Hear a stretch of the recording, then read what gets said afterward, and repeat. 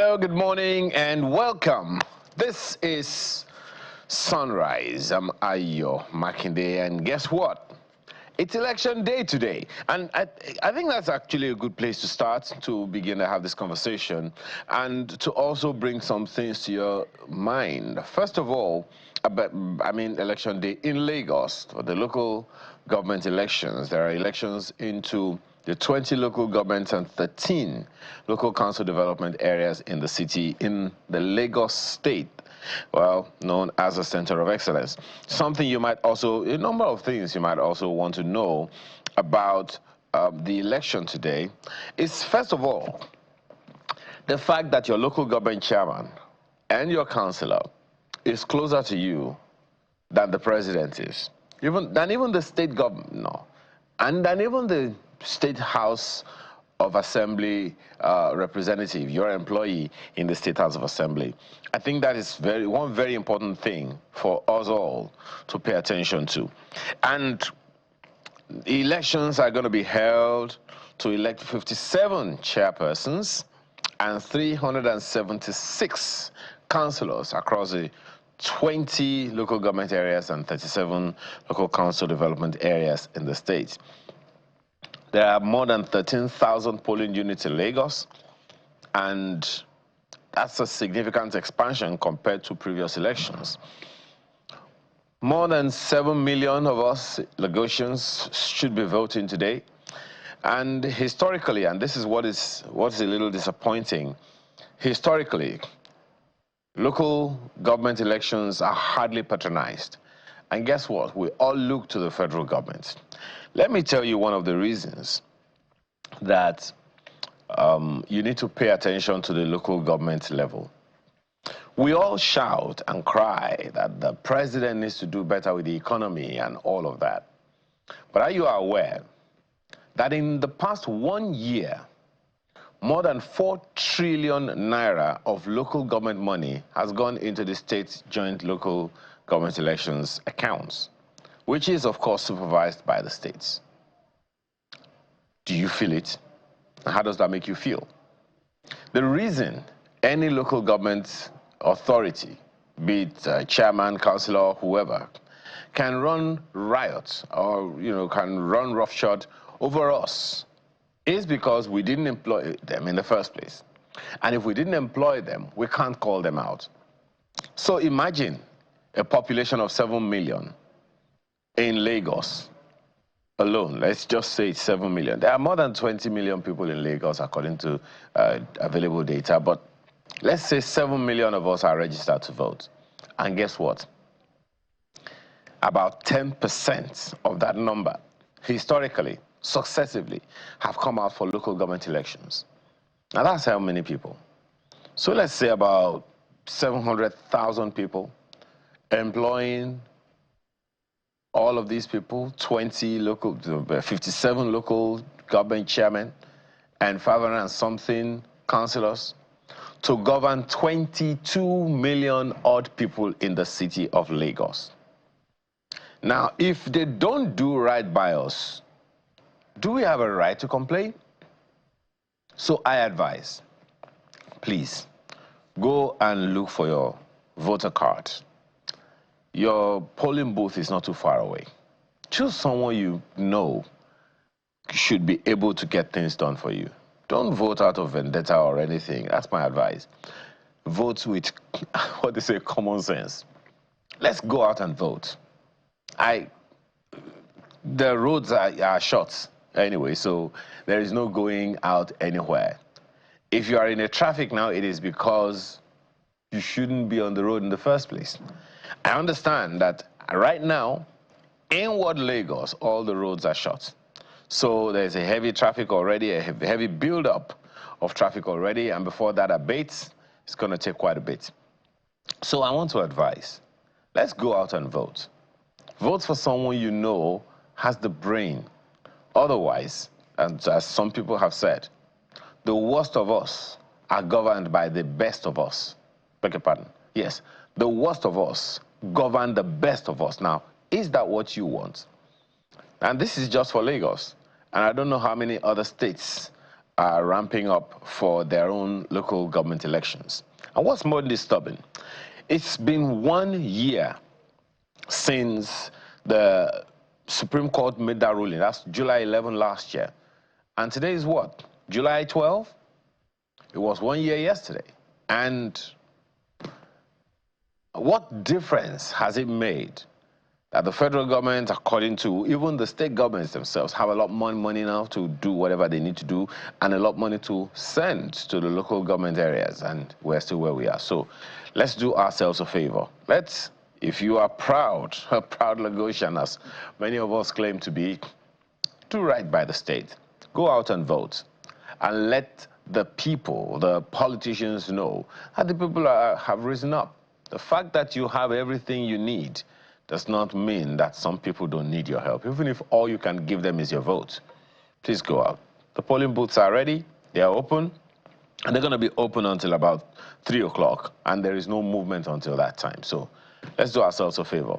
Call a friend to call a friend all over Lagos. I know not everyone is probably watching, channels right now. Some are probably just watching movies. Can you do ourselves a favor and go out and make a difference? Because some people really do need that difference.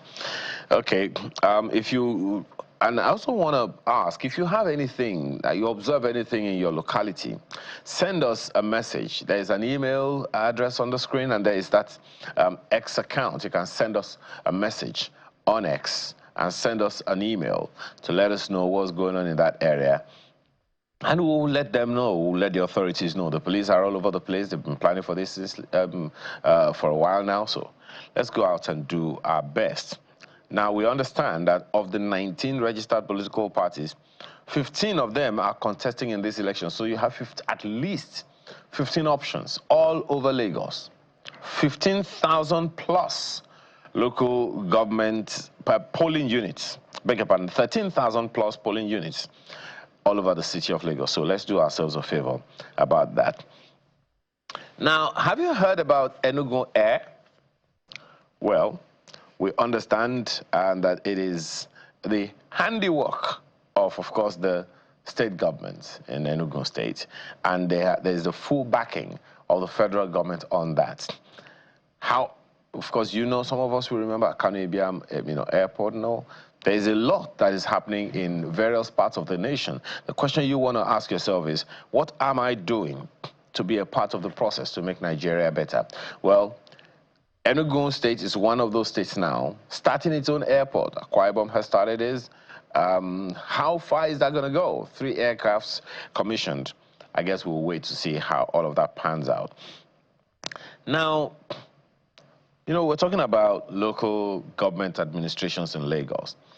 There is this disturbing information coming from Lekki axis of Lagos State.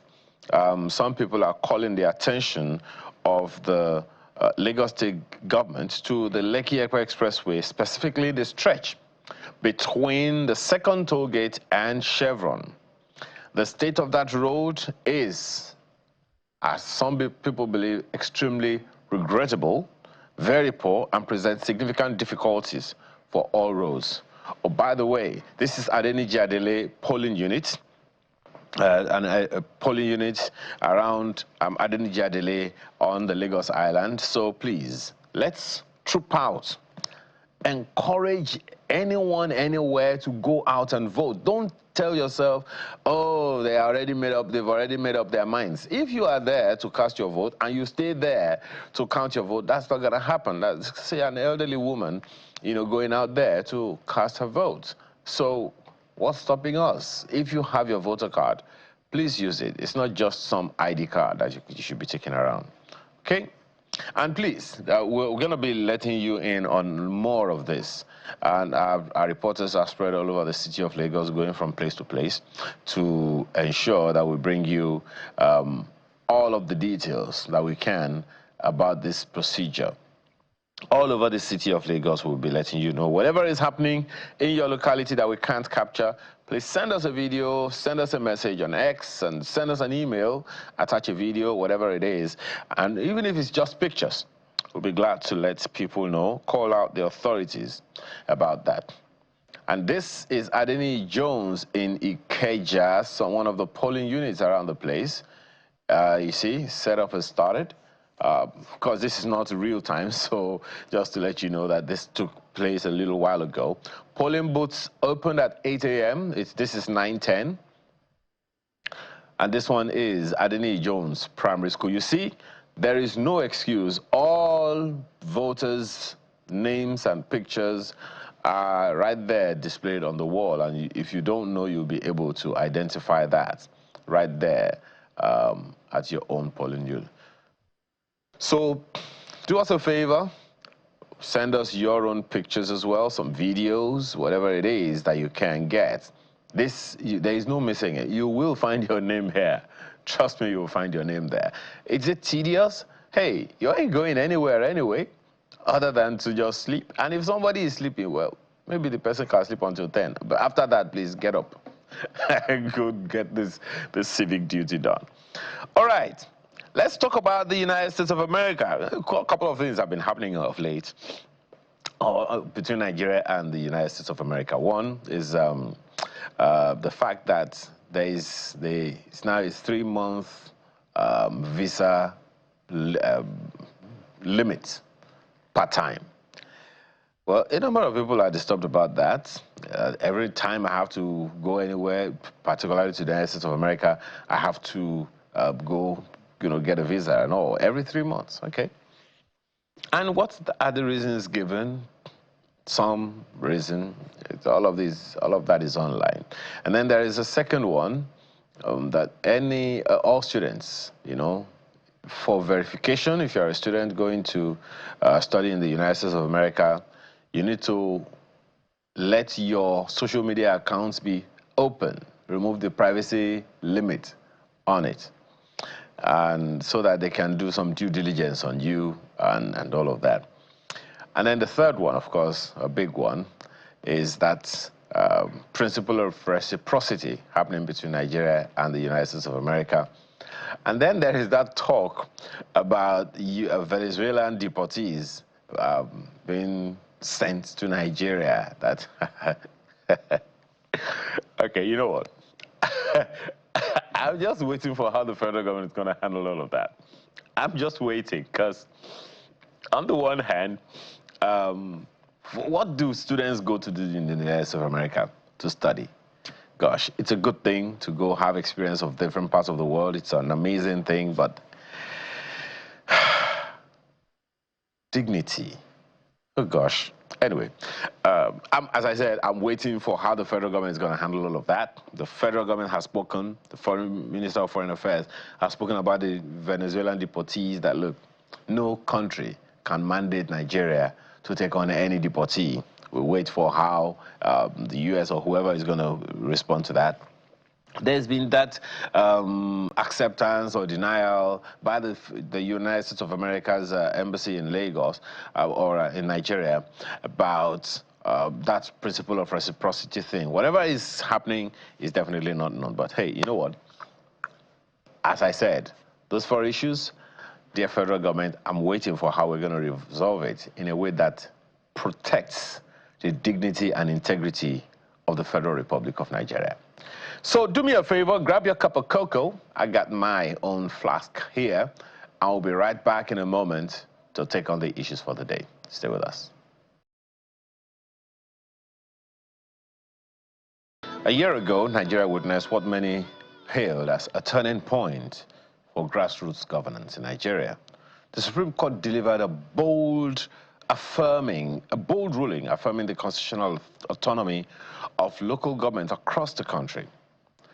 It declared in no uncertain terms that state governments had no right to withhold the funds meant for local councils, and that local governments must receive their allocations directly from the federation account. Must should be underlined. But fast forward today, and the reality is sobering. Implementation has been sluggish. Many states have simply refused to comply.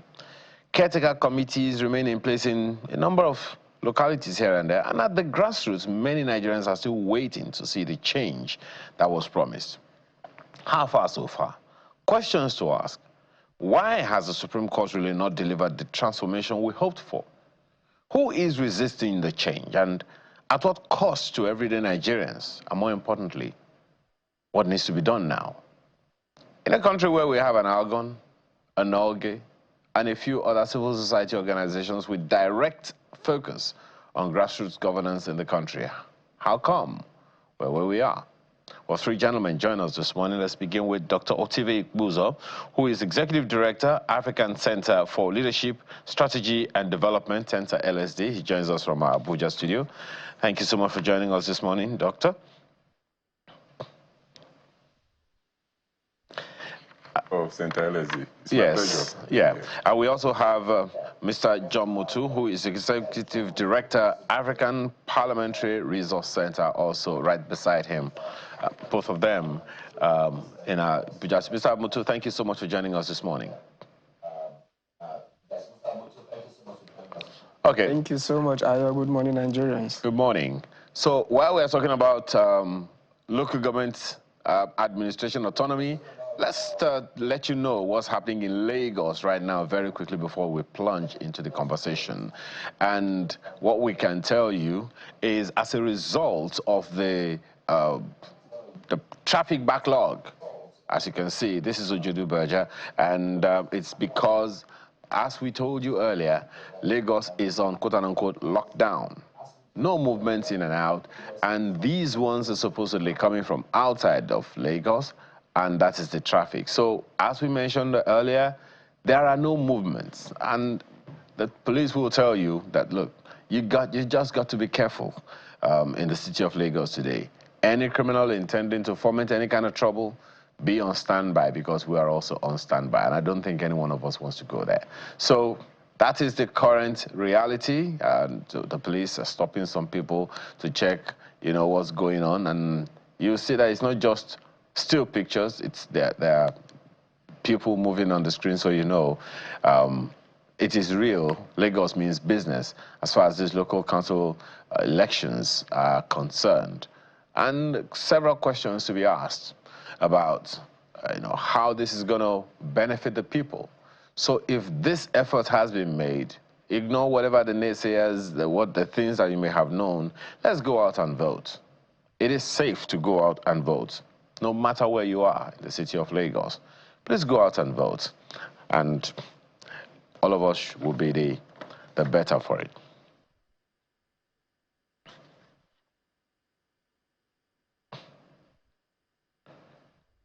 All right. So, gentlemen, let's maybe begin with you. We're still hoping that Mr. Adebuse will join us shortly. But let me begin with you, Mr. Mutu. This local government autonomy 1 year after,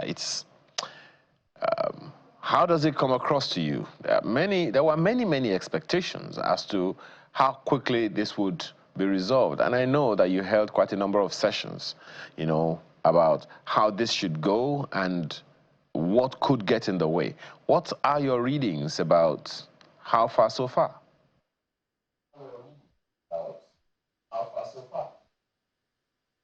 Thank you so much, Ayo. I just remember with nostalgia the day the judgment was given, how Nigerians celebrated that judgment, how we all, trooped out to congratulate Mr. President and the Attorney General of the Federation for that landmark judgment. Nigerians were quite happy and expected that at last, local governments will be able to perform their own constitutional duties. 1 year down the line, we are still asking what happened. And the question is, why did the federal government go to court in the first place if they were not ready to implement the judgment that they so sought?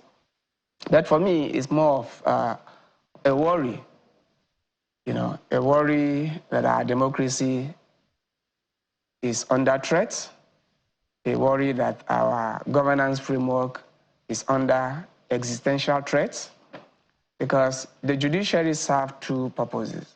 One, resolving disputes, and secondly, enforcing the law. And the Supreme Court is the highest court in the land, and once the Supreme Court has given judgments, You can't appeal it. What we expect is compliance. And I remember the language of the judgment was immediately. So I'm surprised 1 year down the line, the federal government, who has a responsibility to implement that judgment, are still not taking that up. I remember a presidential committee was set up, to design the modalities for the implementation. And 1 year down the line, we have still not seen the report from that committee. If you talk to the Attorney General, he will tell you go to the SGF. You talk to this person, they will tell you it's the committee. So we are asking, what is delaying the judgment? Because it makes a caricature of the entire judgment. I remember my young age, when a court gives judgment, everybody said the court has spoken. The only thing you can do is to appeal. But once the Supreme Court has given judgment, there is nothing else anybody can do but to enforce compliance. I remember once upon a time, laws were passed by National Assembly or the state assemblies. Governors or president refused to implement. We were told that it's because they don't have constitutional backing. Once we have it in the Constitution, it will be implemented. Today, we have seen the Constitution being treated shabbily. We have seen constitutional provisions not implemented, both at the federal and the state level. So if judgments are not implemented, then where should the ordinary man go to seek resolution? And if this trend continues, it means that everybody will now resort to self-help because that dispute resolution mechanism has collapsed. And that is at the root of our governance and democratic system. So it's a big worry. And if this continues as we move into the 2027 elections, perhaps maybe this country will be engulfed in crisis because there will be no more belief. Nobody will believe in the justice system because there will be no justice. Two parties went to court, the federal government and the states. And the Supreme Court intervened and gave a firm resolution, judgment. Release funds meant for local government to them directly and immediately. Secondly, only states that have conducted local government elections should have access to the funds. 1 year down the line, not a single local government have had access to those funds. And today you hear this story, tomorrow you hear this. So where is justice? Okay. I think I'll leave it at that for now. Well, Dr. Igbuzo, the first question that I would like to ask you, because I know that you have been at the forefront of human rights activism for a bit, and this will definitely be something that's concerning. We know that civil society organizations advocate, all with the intention to ensure that things are done right by Nigerians. We have an association of local governments of Nigeria. We have a National Union of Local Government Employees, at the very least, those two. In your opinion, do you think there is nothing that could have been done by these two bodies alone to compel compliance of this Supreme Court ruling?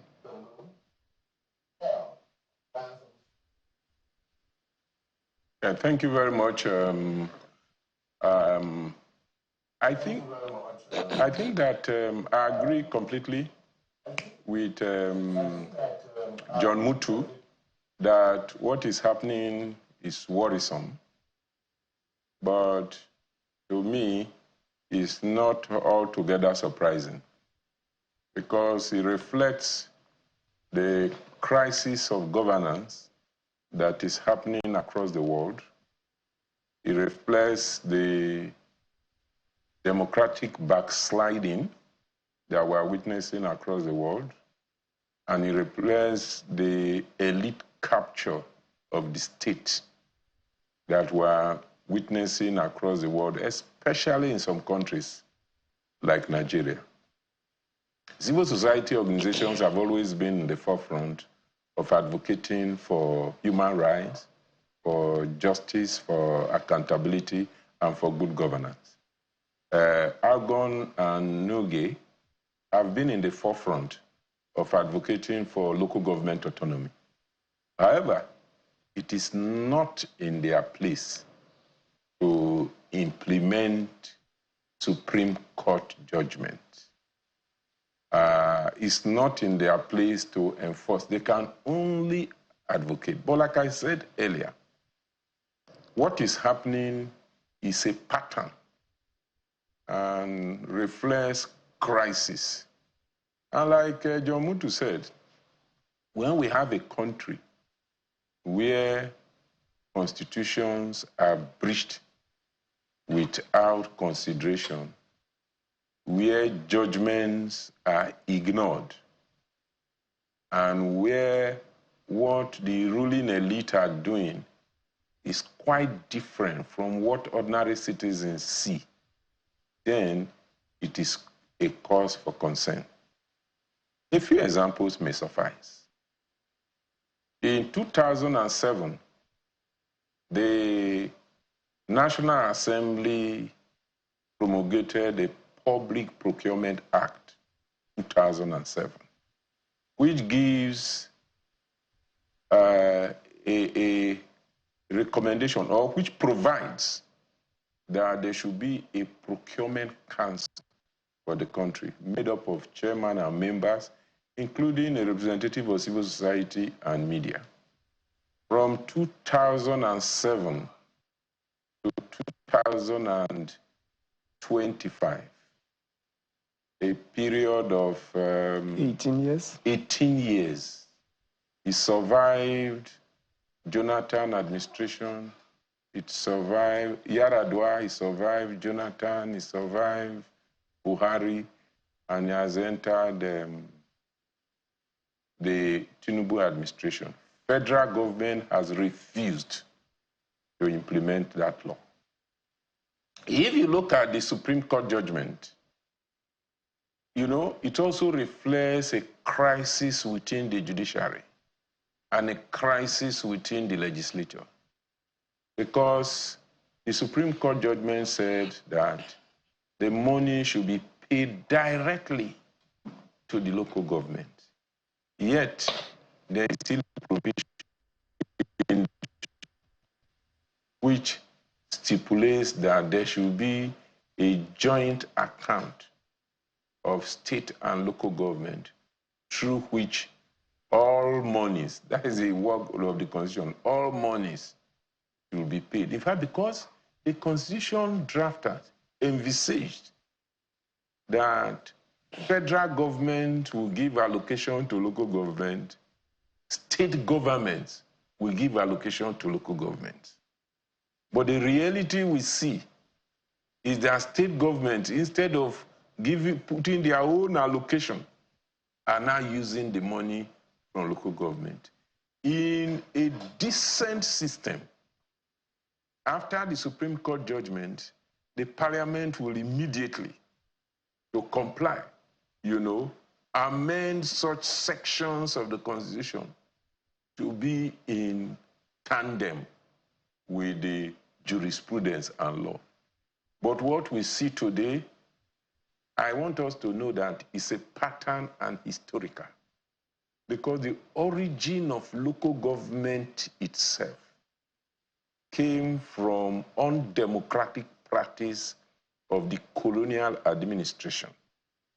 From the conquest of Lagos in 1861 to the 1930s, local government was, you know, put into the hands of a traditional ruler. One traditional ruler was the local government in many parts of the country, especially in the north.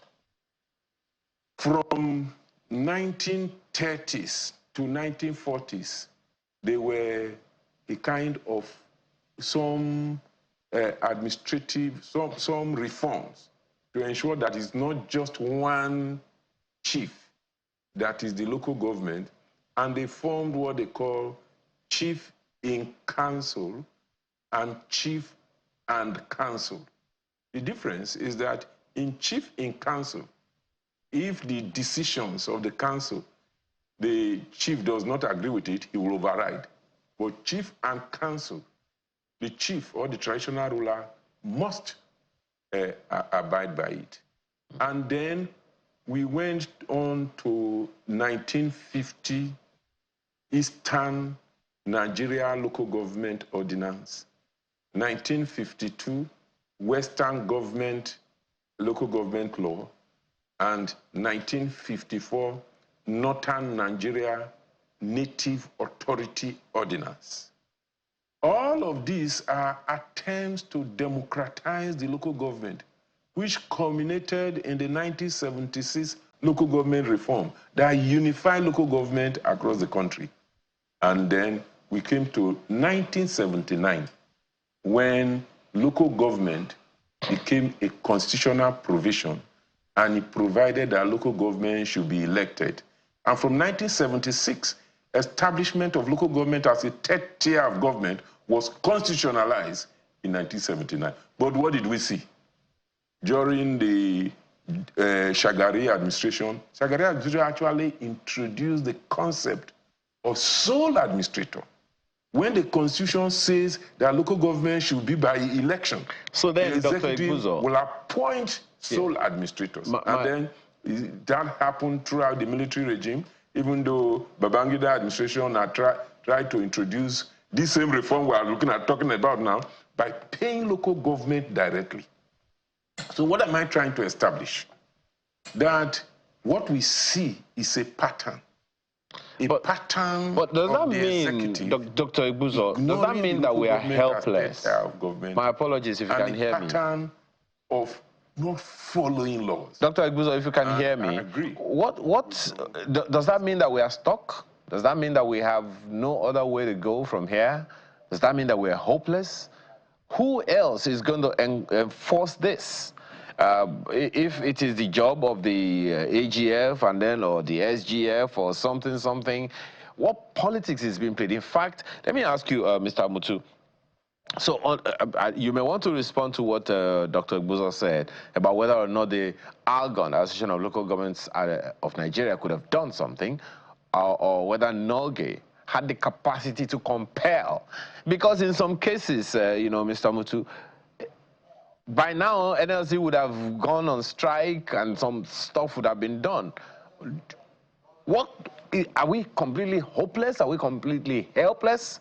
How about the political parties upon which these local government chairmen were employed? Even the state governors through which the local governments the state governors were recruited. Is there nothing that the political parties themselves could have done to compel their governors to abide by the ruling of the highest court in the land?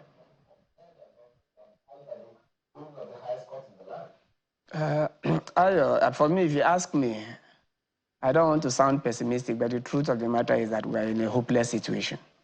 And the only person that can change that situation is Mr. President. The buck stops on his table. He went to court. He is the chief enforcer of the laws of this land.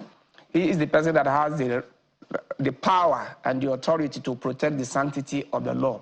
He is the person given the mandate to ensure that rule of law thrives and the country remains stable.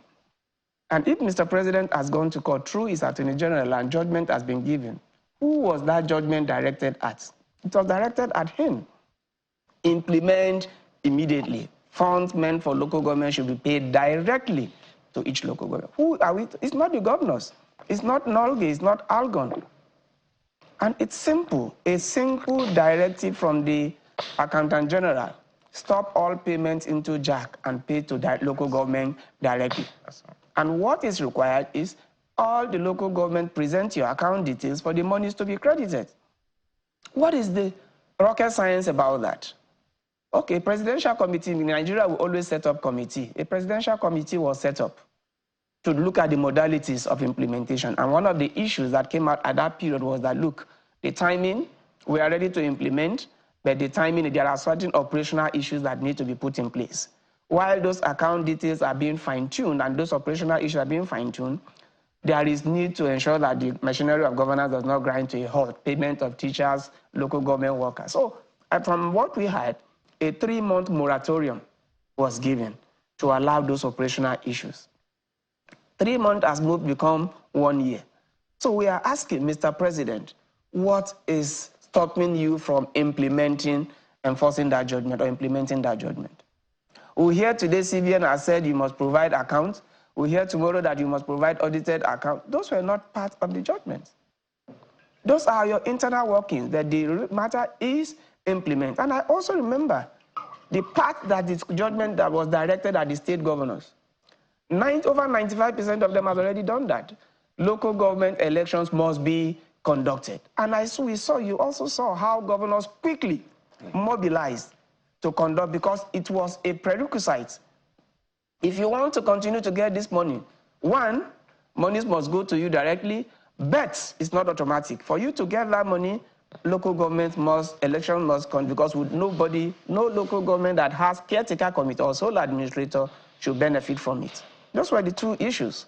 And most of the states went ahead in compliance, conducted those elections. So what then is stopping the implementation of the financial aspects? People say that maybe the president is under pressure from governors are resisting, but the judgment, the implementation is not that of the governors. It is Mr. President's responsibility. So I will not look at the governor, I will not say it's the governors. Then coming to Algon and Nolge, they started an advocacy through the constitutional amendment process, which you are part of. We walked through that process. The National Assembly, quite gracious, went ahead and on 3 occasions amended that constitution to free up the local government to be able to function effectively from the firm grip of the state government. But each time it goes to the state assembly, because no amendment can scale through without being ratified by at least 24 state houses of assembly. But each time that goes to the state, we have never gotten that. In the last assembly, we got about 17. But I remember the governors, through the NGF, will always pressurize the state assemblies not to ratify that. The question is why? What is that special thing that the governors are benefiting from the local government funds that they don't want to let go? The second question, why is it that when a governor is on seat, is against local government autonomy, but once he leaves that seat and gets to the National Assembly, he becomes an apostle of local government autonomy? All the former governors, I mean all, who resisted local government autonomy while they were governors, became apostles of local government autonomy when they get to the Senate. The question is why? Is there any personal interest in that? Why can't we free up that tier of government to make Nigerians at the grassroots benefit from the dividends of democracy? And I've always said, if you like, let Peter Obi, let it be whoever that becomes the president of this country. He will continue to struggle with development and governance challenges, except local governments are effective. After all, the federal government cannot be everywhere. The local government is at the base, the states are at the middle, the federal government is at the top. The president cannot be anywhere. So if the local government are not pulling their weight, are not using the resources to provide the services to the people, then everybody will continue to look on to Mr. President. All right, let me come back to... Why should somebody in Kauranamoda be looking up to Mr. President for sanitation? That's when the that part of the responsibility can be provided by the state government. Yes, that's the worrying trend, Mr. Mutu. And let me come back to you, Dr. Egbuzo. Let's say an example you cited of the Babangida government trying to implement that reform that we are trying to get to now. And what I noticed at that time, Dr. Egbuzo, and it's one of the examples that I cite about how local governments can fast-track development in Nigeria. Because I was in Lagos, and I knew then that the Apapa local government, for instance, had a very thriving economic activities all over the state, all over the state. They had a bus service. There was the Lagos Island local government also had a bus service. I think that was even the first air-conditioned transport service I have seen, public transport service I have seen in this country by local governments. The local government administrations were the ones responsible for environmental pollution and ensuring that the people aligned with environmental laws. Today, we have flooding in Benue State. We have all kinds of flooding, destroying lives and property all over the place. And the natural thing is to trace such ecological challenges to lack of environmental cohesion. So is it that we don't know the benefits, Dr. Egbuzo, or we're just playing the ostrich?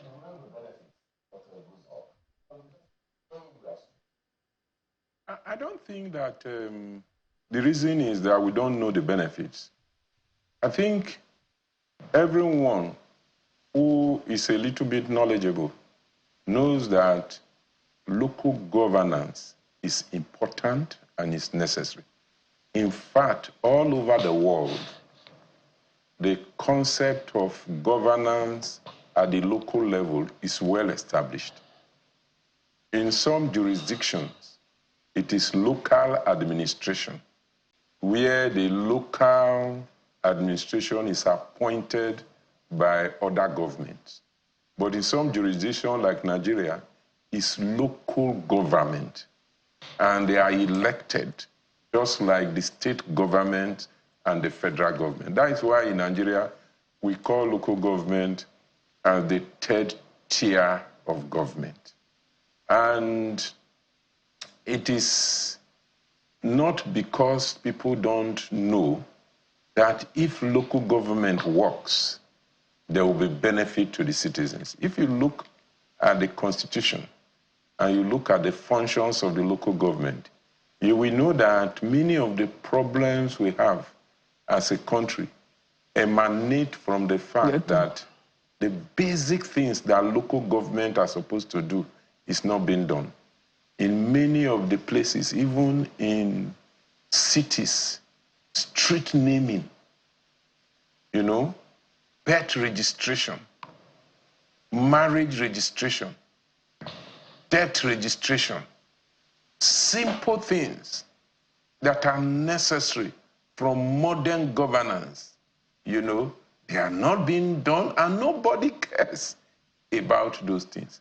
Sanitation, you know, slaughterhouses, you know, markets, motor parks, public conveniences. God help you if you are, you know, in the city and you need to ease yourself. These are all responsibility, constitutional responsibilities of local government. But what do we see? These responsibilities are not done and nothing happens. And it's not only local government. I've always argued that one of the challenges of governance in Nigeria is that development is not on the agenda. If you go to many states, I have done quite a number of budget analysis. If you analyze the budget of state governments, I've done extensive work and analysis of the budget of Bayelsa State and Delta State. What we found out is that the allocations to governor's office is more than allocation to 5 key ministries and departments. So, and if you go down and look at the budget, you know, you will see that majority of the budget items will not impact directly on the life of citizens. When we talk about even recurrent and capital expenditure, first, we always say that capital expenditure is too low to generate the kind of development that we want. But even if you look at what we call capital in Nigeria, the capital expenditure is bureaucratic capital, it's administrative capital. Because the building of the house for president, vice president, governor, chairman of a local government is considered as a capital, you know? So the issue is that development is not your agenda of government.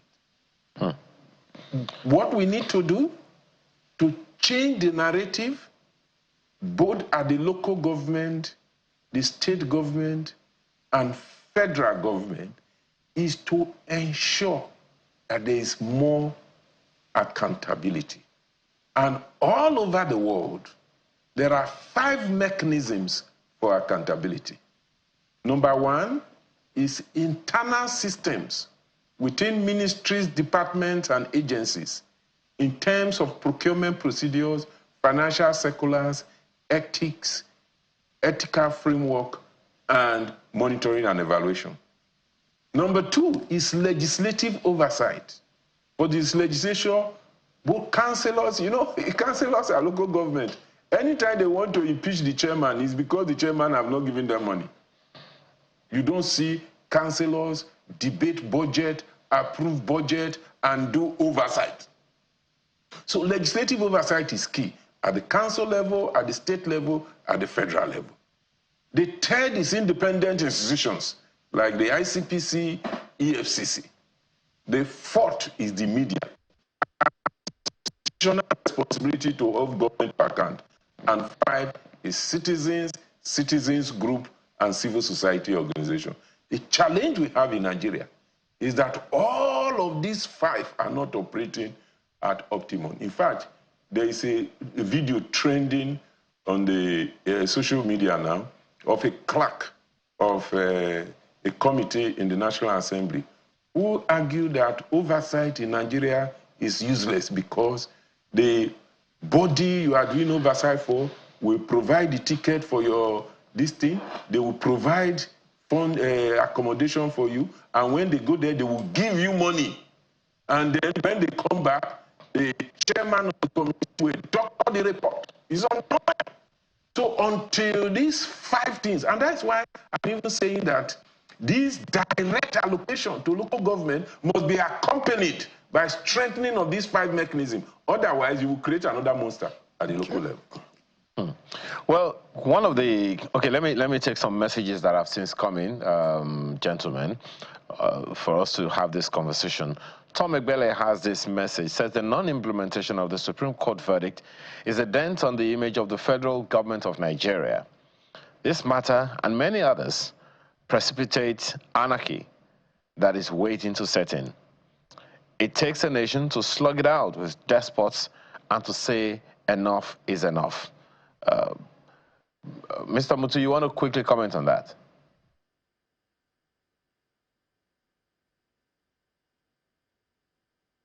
To maybe call on Mr. President. Nigerians celebrated you for that bold move. I want to also call on the Attorney General of the Federation. You started a very, very noble cause. What previous presidents could not take on, you took the bull by the horn and you got judgment. Please rise above politics, rise above every other constraint and see to the end of this matter. Free up the local government from the shackles of the current bondage that they face. And I want to also say it's not all the governors. Some of the governors are willing, but peer pressure has become an issue. And when you talk to some of these governors, and I've also attended forum where you hear their defense, what they say is that local government, there is no capacity within the local government to manage those funds. And I ask, even among governors, there are people who say there is limited capacity. Imagine Mr. President rising up one day to say that we'll be managing state funds on your behalf. How would you feel?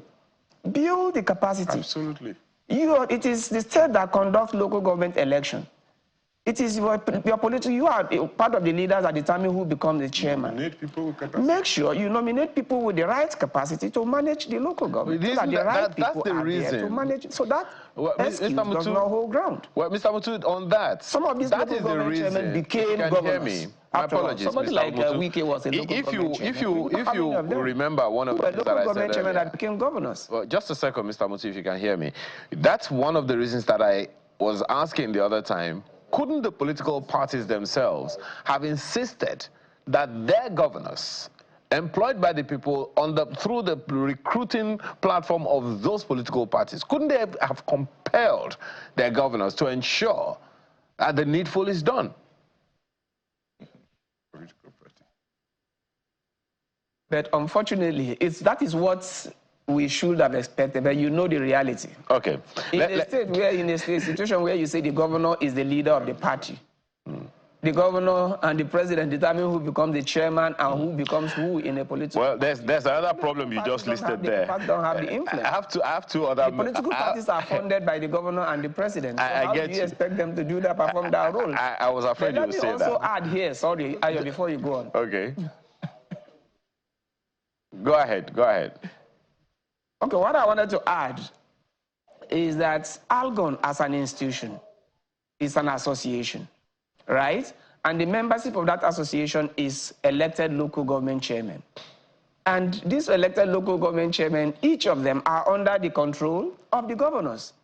We've seen instances where executive members of Algon who dared to insist and take this advocacy forward are ensured that they don't return back to that seat. Look at the leadership of Algon. If you talk to Algon today, they are all now scared because they now know the implication. Okay. Once you are the president of Algon or you are a very, very vocal executive of Algon, a fellow governor will call and say, "What is this boy doing there?" Okay, maybe that leads to this question. But I want to. My apologies. I'll come back to you, Mr. bravery. Mutu. Just a second. I'll come back to you. That leads to this question, and I would like you to handle this, Dr. Guzol. Joseph Ubiabu is saying, commentaries about Supreme Court judgment on local government administration seems to be unmindful that the implementation cannot be effected without constitutional amendment. Blaming governors is disingenuous, he says. How do you respond to that, Dr. Egbuzo?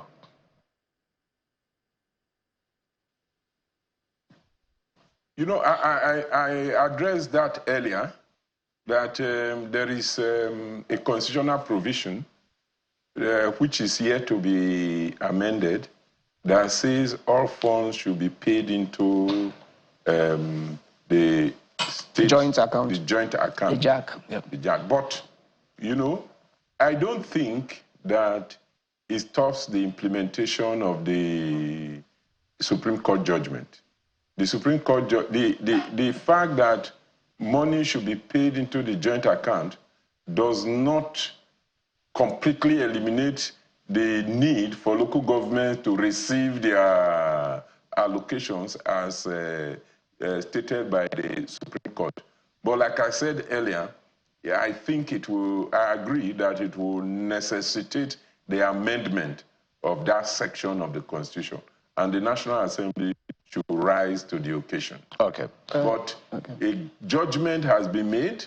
The Supreme Court is the highest court in the land, and it's incumbent on the authorities to implement the judgment of the Supreme Court. Okay. We are not blaming the state government for not implementing the judgment. As John Mutu has correctly stated, it is the federal government whose responsibility is to release the funds to comply with that judgment.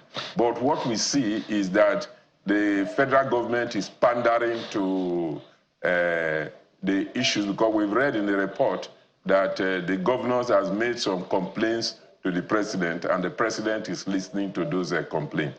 Okay. You know, you cannot listen to complaint and fail to implement a Supreme Court judgment. Okay. What this note, and yes. I think this is the point. Well, there's a lot to say, gentlemen, but there's this message from Skittish Money who says, whereas the people we choose not to be accountable, let's stop making laws and regulations that we don't intend to follow, enforce, or obey. The worst thing any government can do to its citizens is to build a culture of impunity. And talking about impunity, I don't know whether this issue falls under it. We started the program today by talking about the local government elections in Lagos.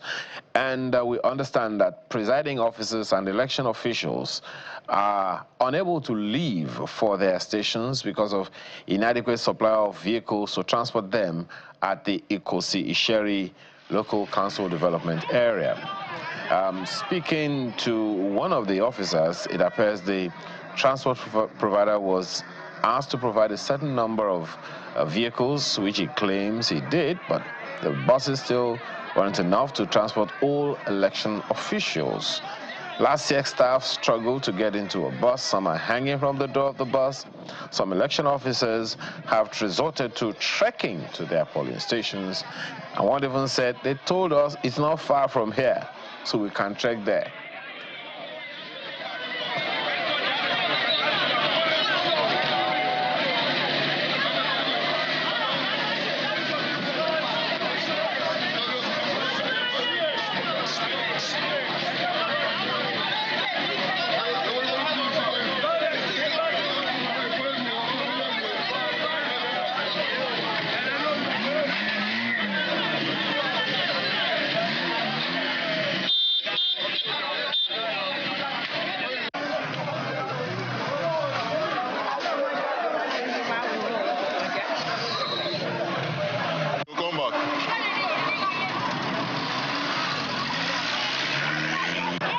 Well, what we mentioned earlier is this mild drama you're seeing here at the Ikosi Isheri LCDA, where presiding officers and election officials were unable to leave their stations because the vehicles provided for them were not enough.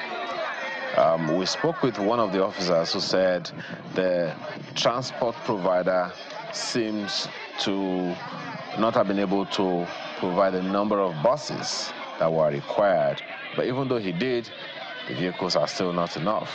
And that's the reason for all of this struggle that you are seeing right now. Olu Phillips, our correspondent, is on standby at another location right now to give us an update on what's going on the streets of Lagos as the election proceeds. The local council development elections, beg your pardon, the local council elections proceed. Olu Phillips, good morning. Where are you?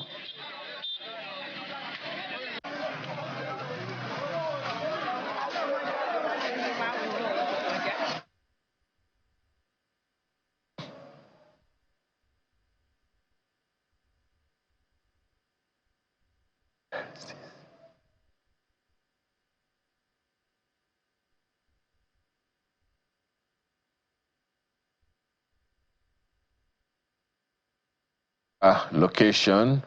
Olu Phillips is on standby. Olu, let's know where you are and what's going on right now.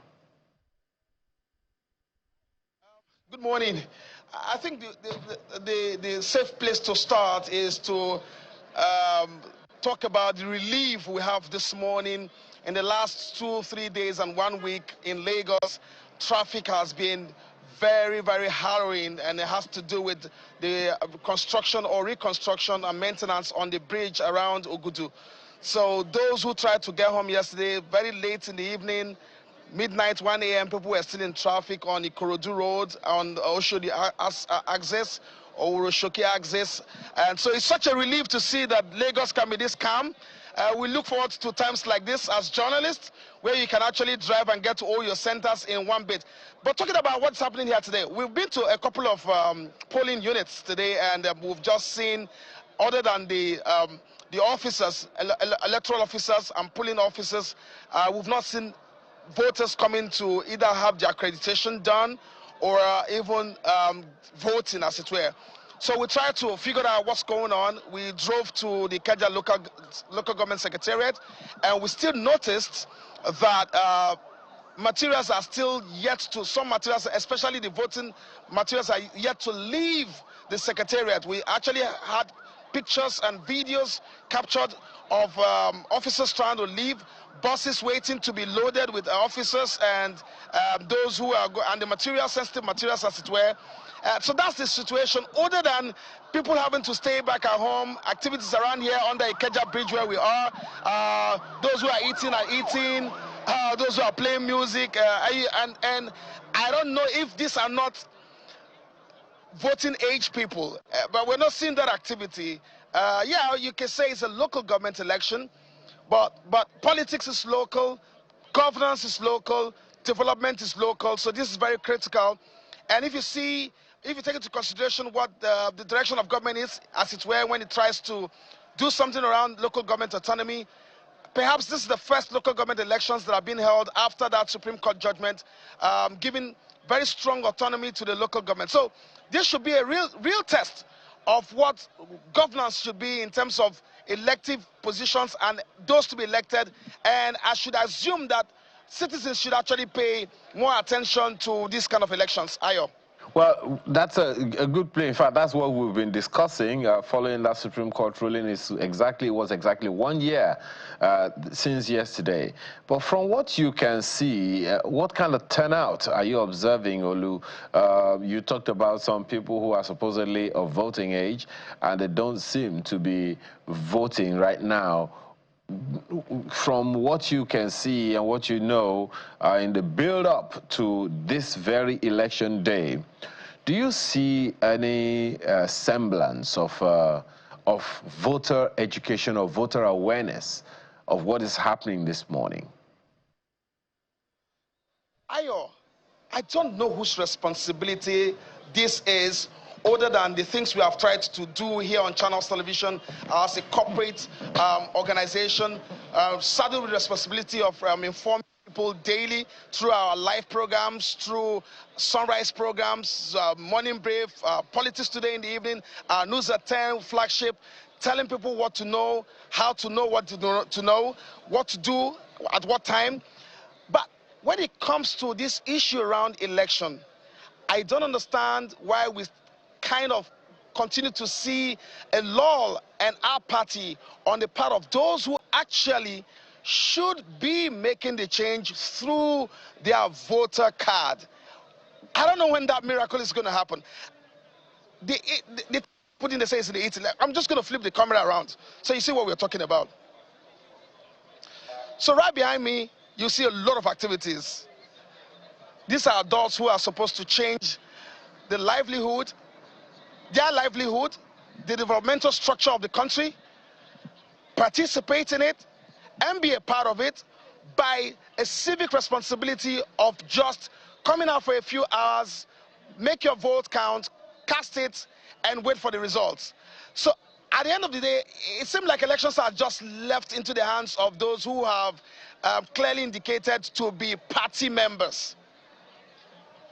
When it is not a party member affair, or if you're not affiliated to any party, we struggle to see people who pay attention to things like this. It's a worry. It's a worry for me.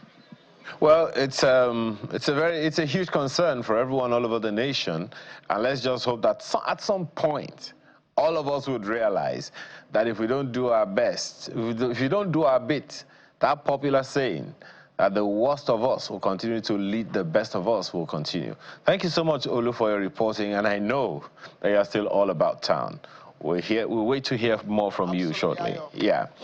All right, well, let me come back to you, gentlemen, in our Abuja studio, our final moments. Dr. Igbuzo, I bring this to you. What's your take on, I'm sure you heard my colleague who's been all over the place trying to get a feel.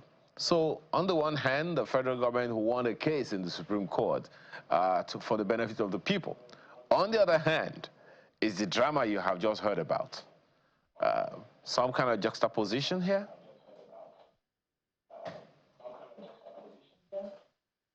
Yes, you are right. It's a global challenge. Increasingly, the percentage of people who belong to political parties is decreasing across the world. And the level of participation of citizens and the influence that they wield within the political arena is also decreasing across the world. That is why we talk about the concept of elite capture of the state.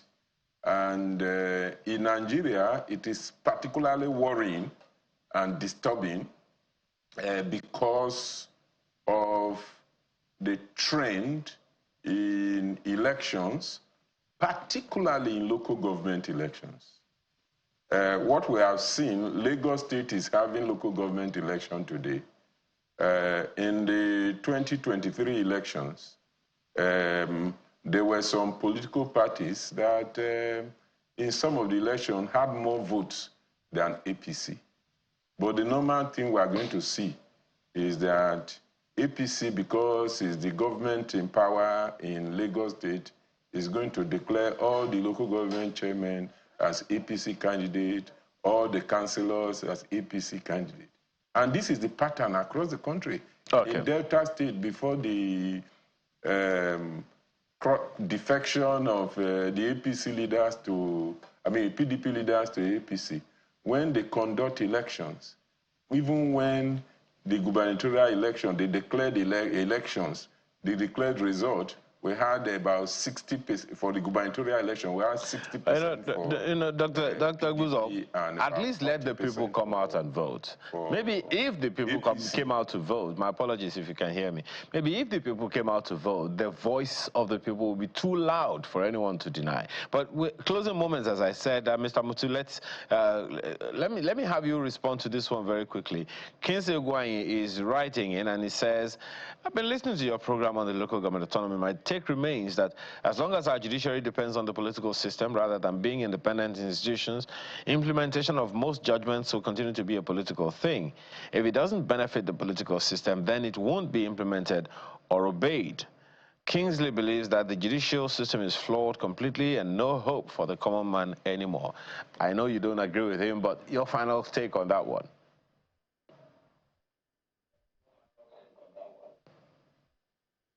Mr. Mutu, that's for you.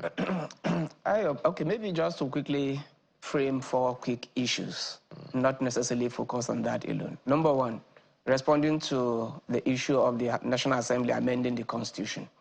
I'm aware, and because maybe I'm privileged to be part of that process, currently, if you had attended the public hearing, you will see that one of the bills rightly now before the National Assembly that was presented to the public is the Local Government Autonomy Bill, which seeks to amend the Constitution to reflect the spirit and letters of the Supreme Court judgment. So hopefully, by the time this process goes through, if the state assemblies vote in favor of it, then they will be able to amend that, especially abolishing JAC. The second issue that is of no doubt is that there has been this question whether Nigeria operates a 2-tier of government or a 3-tier of government.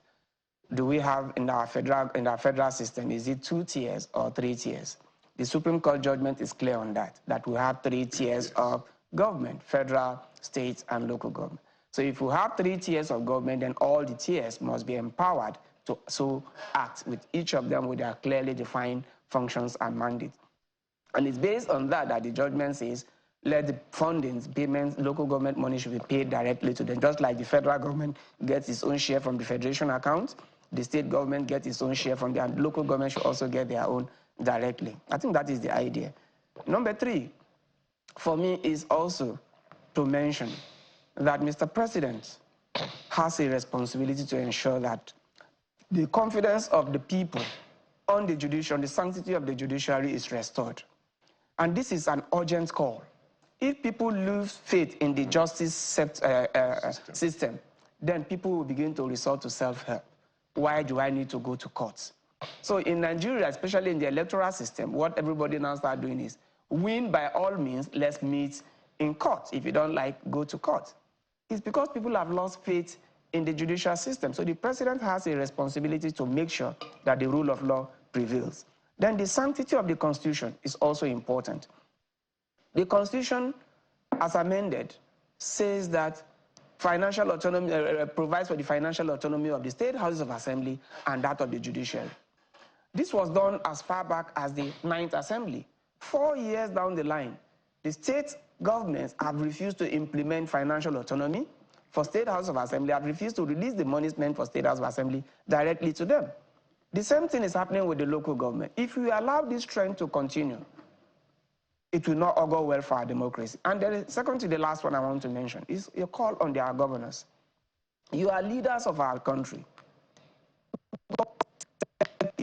Serve you better than what the failed system that we have currently.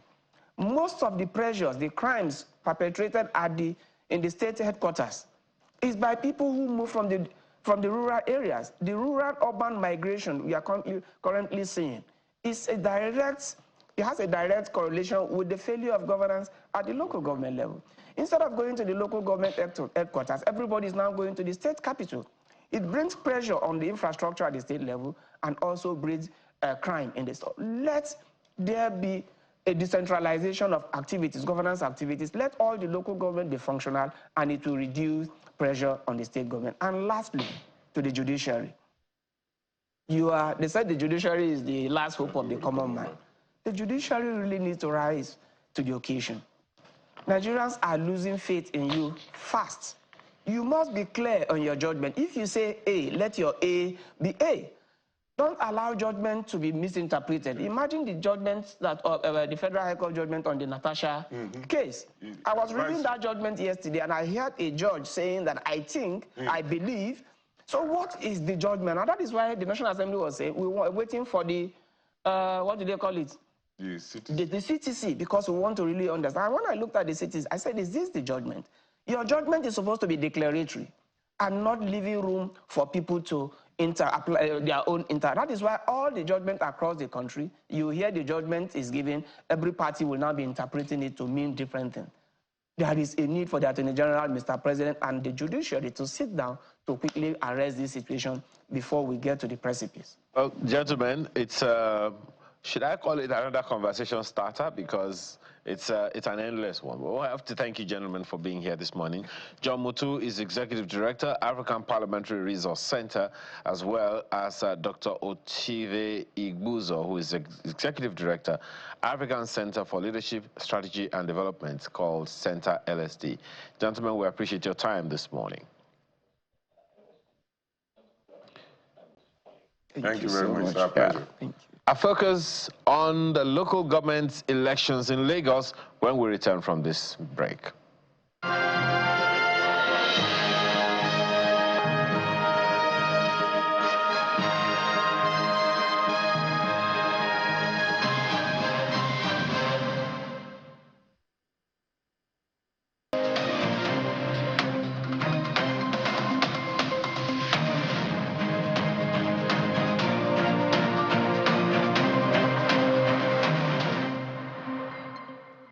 Well, the 2025 local government polls in Lagos is on, and let me begin before I bring in our guests. Ogbeni Tosin's message to us says, I can't go out to vote because I vote in Alausa, but I've just relocated to my house in Okwebi. There are movement restrictions, and I'm worried about how to drive to my polling unit to cast my vote with police everywhere. A lot of people are in the same shoes. Well, that's one of the issues to discuss this morning with three gentlemen joining us here. Dr. Wahab Shitu is a senior advocate of Nigeria. I'm very happy to call you Dr. Wahab Shitu this morning. Thank you so much. And congratulations, that's a worthy cause. Thank you so much. Thank you. Yeah, thank you so much for joining us this morning. Mr. Is it Dr. Ayo Adebusuye as well? I never really can tell because Simply Mr. He also joins us this morning. He is the chairman, Lagos Civil Society Participation for Development, LACSOP. Thank you for joining us this morning. And we also have with us here Comrade Razak Olokoba, who is co-convener Committee for the Defense of People's Mandate. Thank you for joining us today. Good morning. But before we begin this conversation, gentlemen, there's a report from correspondent Titilayo Abereo. Voting has fully commenced at St. Stephen Nursery and Primary School, Adenija Adele, Lagos Highland East. Within this premises, we have two different wards, Ward 006 and Ward 007. Ward 006 has 634 registered voters, including the Lagos State Governor Babajide Sanwo-Olu, who will also be casting his vote here, but is yet to arrive. While Ward 007 has 667 registered voters, and a lot of them are beginning to turn out just to cast their vote for their preferred choice of candidates. The Lagos State Independent Electoral Commission had earlier said that only 15 political parties will be participating in this local government election and local council development areas election. And LISEC also said that 13,325 polling units have been created across the state for residents to easily walk into their registered polling units to cast their votes at their place of residence. That's all we have for now from Lagos Highland. Titilayo Abereo, Channels Television News. Certainly more of that is to come in the course of time. Thank you so much for that report, Titilayo Abereo. But just to also let you know about the Ikosi Sherry LCDA drama that we experienced earlier. Presiding officers and election officials were unable to leave for their stations because of inadequate number of vehicles to transport them. Let's hope that that is also being resolved as we speak. And this, of course, is the Ikosi Ketu, issue that we talked about earlier. Last year's staff struggled to get into the inadequate number of buses available. Some were seen hanging from the door of the bus. Some election officials resorted to trekking to their polling stations, claiming that they told them that it's not far, so we could trek there. Anyway, gentlemen, let's begin this conversation. Dr. Shitu, let me begin with you. Your assessment of this whole process, particularly in Lagos, this drama in the LCDA, the Ikosi Sherry LCDA, is one that someone would say, wait a minute, what's happening here? Inadequate number of vehicles, even though the vendor provided the number of buses he was told to provide, those vehicles were not enough.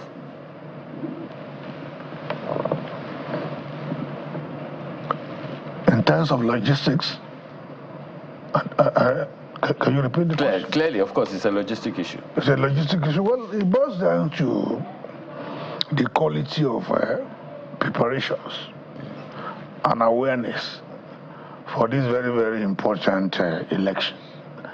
In my view, the local government election is very, very critical and central to a democratic process, because the quality of those who are elected will determine the quality of healthcare, the quality of human capital development, the quality of rural development, and all kinds of developmental indices. So now, as such,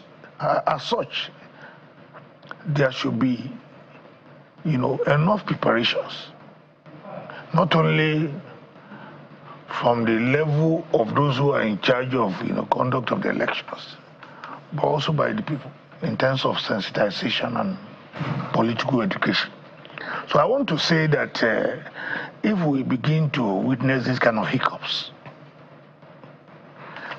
these elections, the decision to conduct this election was not decided today. There were enough time to ensure and deliver on quality preparations, and then ensure that everything is put in place. Now, when we have these kind of hiccups on the election day, it exposes us as people who are not really prepared for the democratic process.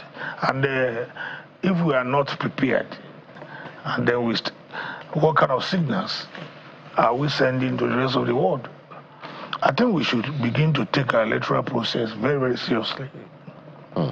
Let me thank you so much, sir. Let me ask you, Mr. Adebusoye, the sentiment of Ogbeni Tosin, the mail that I read before we started this conversation the other time which said he couldn't vote because the distance between his home and his polling unit is a little significant, and with restriction on movements, he can't drive to the place. And I also recall that a good number of times people have been told in the build-up to general elections that we should, as much as possible, try to register to the closest polling unit to our place of residence.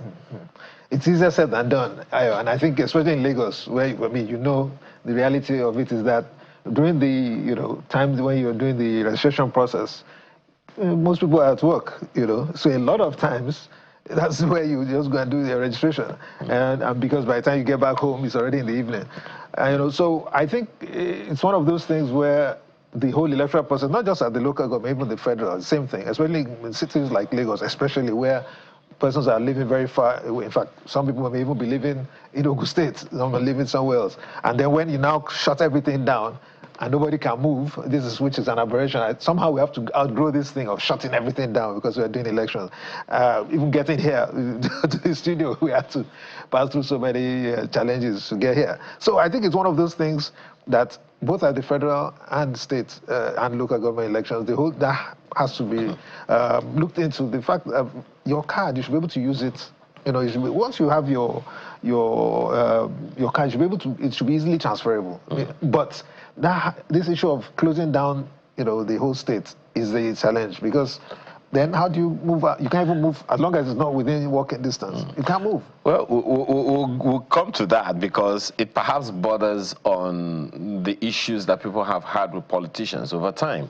Comrade, you might want to speak to that in the light of this message from Olani Ogudipe, who says, "My brothers, the autonomy granted local governments by Supreme Court, has it been implemented? If not, who's making sure the government is being implemented? I decided never to vote in this country again because I can't be suffering to cast a vote for someone who will never make any impact in my life, but rather make significant change in his life to become a rich man while I remain a struggling poor guy. Tell me one thing Nigerians are benefiting as a citizen of this country. They always say, think of what you can do for your country. Is it a sacrilege for the country to also make life of her citizens better? And this is where the catch is. With our present set of politicians, I will never waste time to go and vote to make a poor politician become a rich politician overnight with my votes. There are so many things that he has summarized there, and we try to explain it in summary too. About voting, you are not hurting any political class if you didn't vote. And you are not making the life of anybody better if you vote. You see, it's an umbilical cord. What brings good governance is good democracy. And what brings good democracy is the quality of political parties. If the political parties are not in order, your democracy will not be healthy, and there can't be good governance. So, if it's thinking in the direction of someone who have access to state fund only, that means the whole concept of election, we are getting it wrong in Nigeria. For the autonomy, I said before the program that local government is a component part of the state. Autonomy is an aberration, and we are going to come back to it too. Mr. President was part of us when we were advocating for devolution of power. So we didn't know where this one is coming from. Are you saying that you have assigned 774 local government to the portfolio of Mr. President, when we are all even saying that you should devolve power on security, on power sector, on resource control? So we have learned lessons over the time. For 36 years of my life, I've been doing this advocacy since 1989. We have adopted a model now that if you want to make a mistake as a country, okay, let's make it. But we'll come back to this after 10 years to say that we were wrong. Well, it's not good to be experimenting with our life. The rest of what have gone. We know. They say the earth is too contaminated. Maybe they are moving to the space. So we are still battling with the issue of structure of a country. And the structure of a country is determined not by your own opinion or by mine. Read carefully our forefathers. The decision that led them to say that the center should not be strong. It's not a personal opinion. It's a peculiar structure that can make our country move forward. So the model on ground is not for us. So when someone says that I think region, don't think. If you are short, it's not an opinion. It's an expert that you are tall. You are short. You are tall or short. Medical opinion is not your opinion. So political scientists have expressed this view over. Lawyers will argue it. Accountants will argue it. Economists will argue it. You say, no, you can't be arguing what is a peculiarity. It's a United Kingdom. A nation that is a United Kingdom like Britain don't operate a system where instruction is given only by one man, which is the case with us here in Nigeria. In what way? The power is concentrated. How? On security. The box stood on the table of Mr. President. He decides everything. Appointment of commissioners. In the 70s, states should be assigned just responsibilities. Mr. Lokoba, yes, Honorable Comrade, in the 70s, did we have state police? And that's where you didn't notice the crack you've been witnessing. You didn't notice it. From the 70s. Did we have in the 70s? Yes. There's a crack coming towards the direction of insecurity since the 70s. In fact, immediately with dismantling, the local governments were very, very active. They were active, but were deficiencies. The deficiencies were showing gradually. What were these deficiencies? In 1966 was the beginning of the crack when power was taken away from component part of the state, the regions. We are not talking about regions. We are talking about devolution of power to component part. It may be state, it may be region. But isn't that what the local governments, the Supreme Court judgment supposed to Supreme Court cannot change our constitution. What kind of country are we? Laws are not changed in the court. Okay. Laws are changed by the people. At what point are you aware, just a second, at what point are you ever aware that the state government of any state in Nigeria called the local government chairman to a meeting and say, let's talk about economic development of our state? They do that often in the state. They do that often. I've never had it reported. Let me not tell you this. I've been in this business as long as you have been in civil advocacy. I've never heard. I'm a chartered local and public administrator. Okay. I've read reports, I've read theses about this matter day in, day out. On my daily basis, my life. Political structure of this country is my life. In the first instance, resources of a state should not be determined by the federal government. And that's what we are talking about. There should be a resource control. Then each state should then decide anyway, how many local governments. We're going outside the remit of this. Let me say this. We'll come back, the local government has to determine that how many local governments do I have. We'll come back to that, Mr. Lokoba. Well, Dr. Shitu, I'm trying. I don't want to make a carry us go where we don't know this morning. But there is a disturbing trend, Dr. Shitu, and that's what I'd like you to speak to. Whenever we have local government elections in Nigeria, it's the most poorly patronized. The presidential elections, the highest. State government elections come second in terms of patronage of the people, and local government elections poorest. If the federal elections, national elections, attracted 26%, state government elections attracted less. And actually, local government elections attracted even less than that. In 2011, I understand only 11% of voters in Lagos turned out. No, it's 2011 or 2021. Only about 11% of the voter population in Lagos turned out to vote. What do you think is responsible for that low voter turnout, particularly for local government elections? INEC has also, expressed. Generally, I think my colleague mentioned it. Yes, general voters. Apathy, and I think it's something that should be worrisome to you and I, to everybody. The local government system, I beg to just disagree with my friend. Did you want to say unlearned colleague? No, Leonard is a versatile commentator. I have a lot of respect for him. But what I'm saying is that if you look at our constitutional framework, Section 7 of the Constitution is clear. The system of local government is constitutionally guaranteed. The Constitution itself recognizes that tier of government, the local government system. And you mentioned that there's general voters, but people don't turn out. I think people don't turn out because they don't feel the effect of government. When people go out to vote, in return for that vote, they expect some measure of, benefits in terms of healthcare delivery, in terms of quality of education, in terms of rural development, in terms of the quality of infrastructure, so that it will transform their lives. But they have not seen this kind of development over the years. And I think that narrative must change. And I blame the leadership. I also blame the followership. Because in my view, there appears to be lack of sufficient political education. And that's the area those in charge of elections must focus on.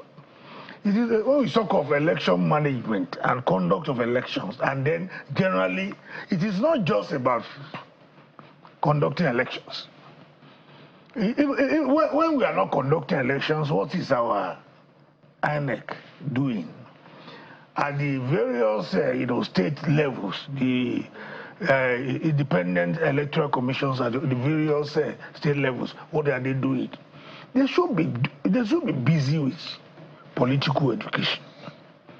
They should be busy with about sensitization of the populace to recognize that as a voter, the strength you have lies in your voter's card. That is the power you have to vote for people that you can trust to deliver democracy dividends to you. So when you decide to abandon voting, you are doing a lot of disservice to yourself. Then you have to contend with whoever is elected as a representative because you decide to sit down look. People must be encouraged to come out, to exercise their franchise, to vote for people of their choice. Because at the local government level, a lot is happening. Most of the development that we have is local. If you are talking of improved healthcare delivery system, it is in the local government. Healthcare delivery system, local government. If you are talking of rural development, you remember the late Obafemi Awolowo has 4 cardinal programs. And those four central to that is this rural development program. So if you want development at the level of your local government area, where most of us live, then you must come out to vote. There is no part of Nigeria that is not under a local government. Yes. Even the governor's office is under a local government. And let me just come to the local government autonomy that we're talking about. Because even by the constitution, the funds belonging to local government are supposed to be assessed by local government directly. So what do we have before this latest Supreme Court government, judgment? And I think the Supreme Court ought to be commended for giving effect to the clear provisions of the Constitution. If you don't want the local government structure to be entrenched in the Constitution, then you amend the Constitution. And remove it. It's there already. As part of every country is entitled to design the kind of constitutional framework that will be suitable for its peculiarities.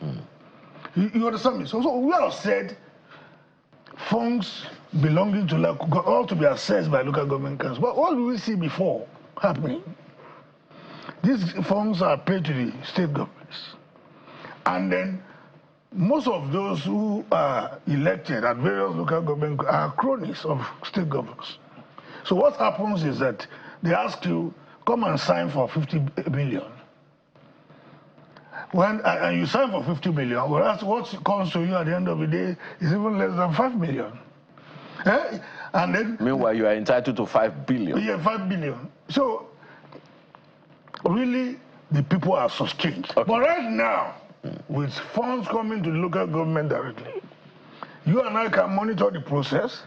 You can then hold even the local government chairman accountable if they embezzle these funds. But the challenge is, Dr. Shitu, before I go away, just a second. I know he wants to disagree with me.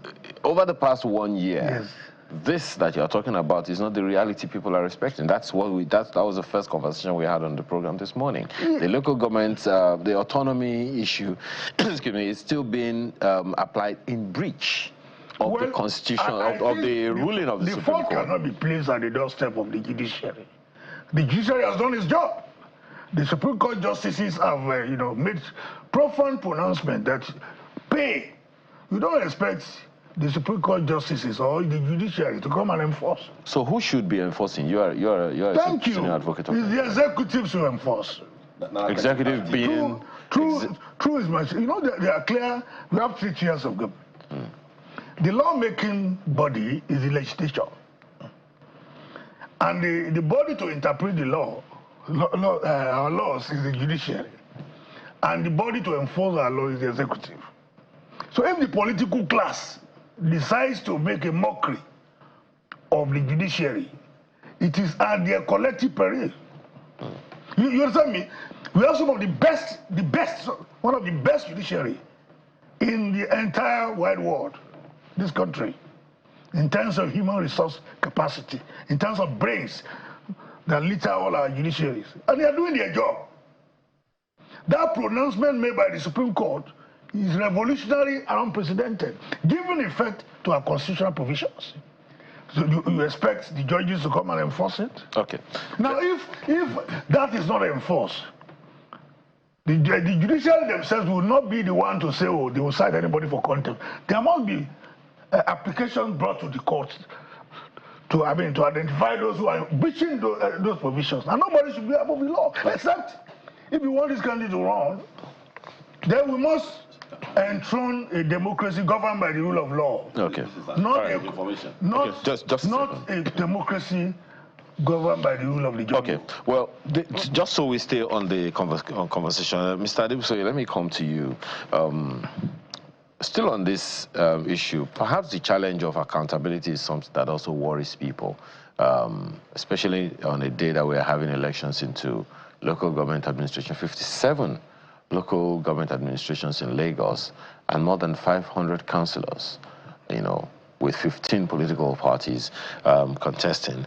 Over the past 1 year, from the Federation account, about 4.5 trillion naira has gone to local governments alone.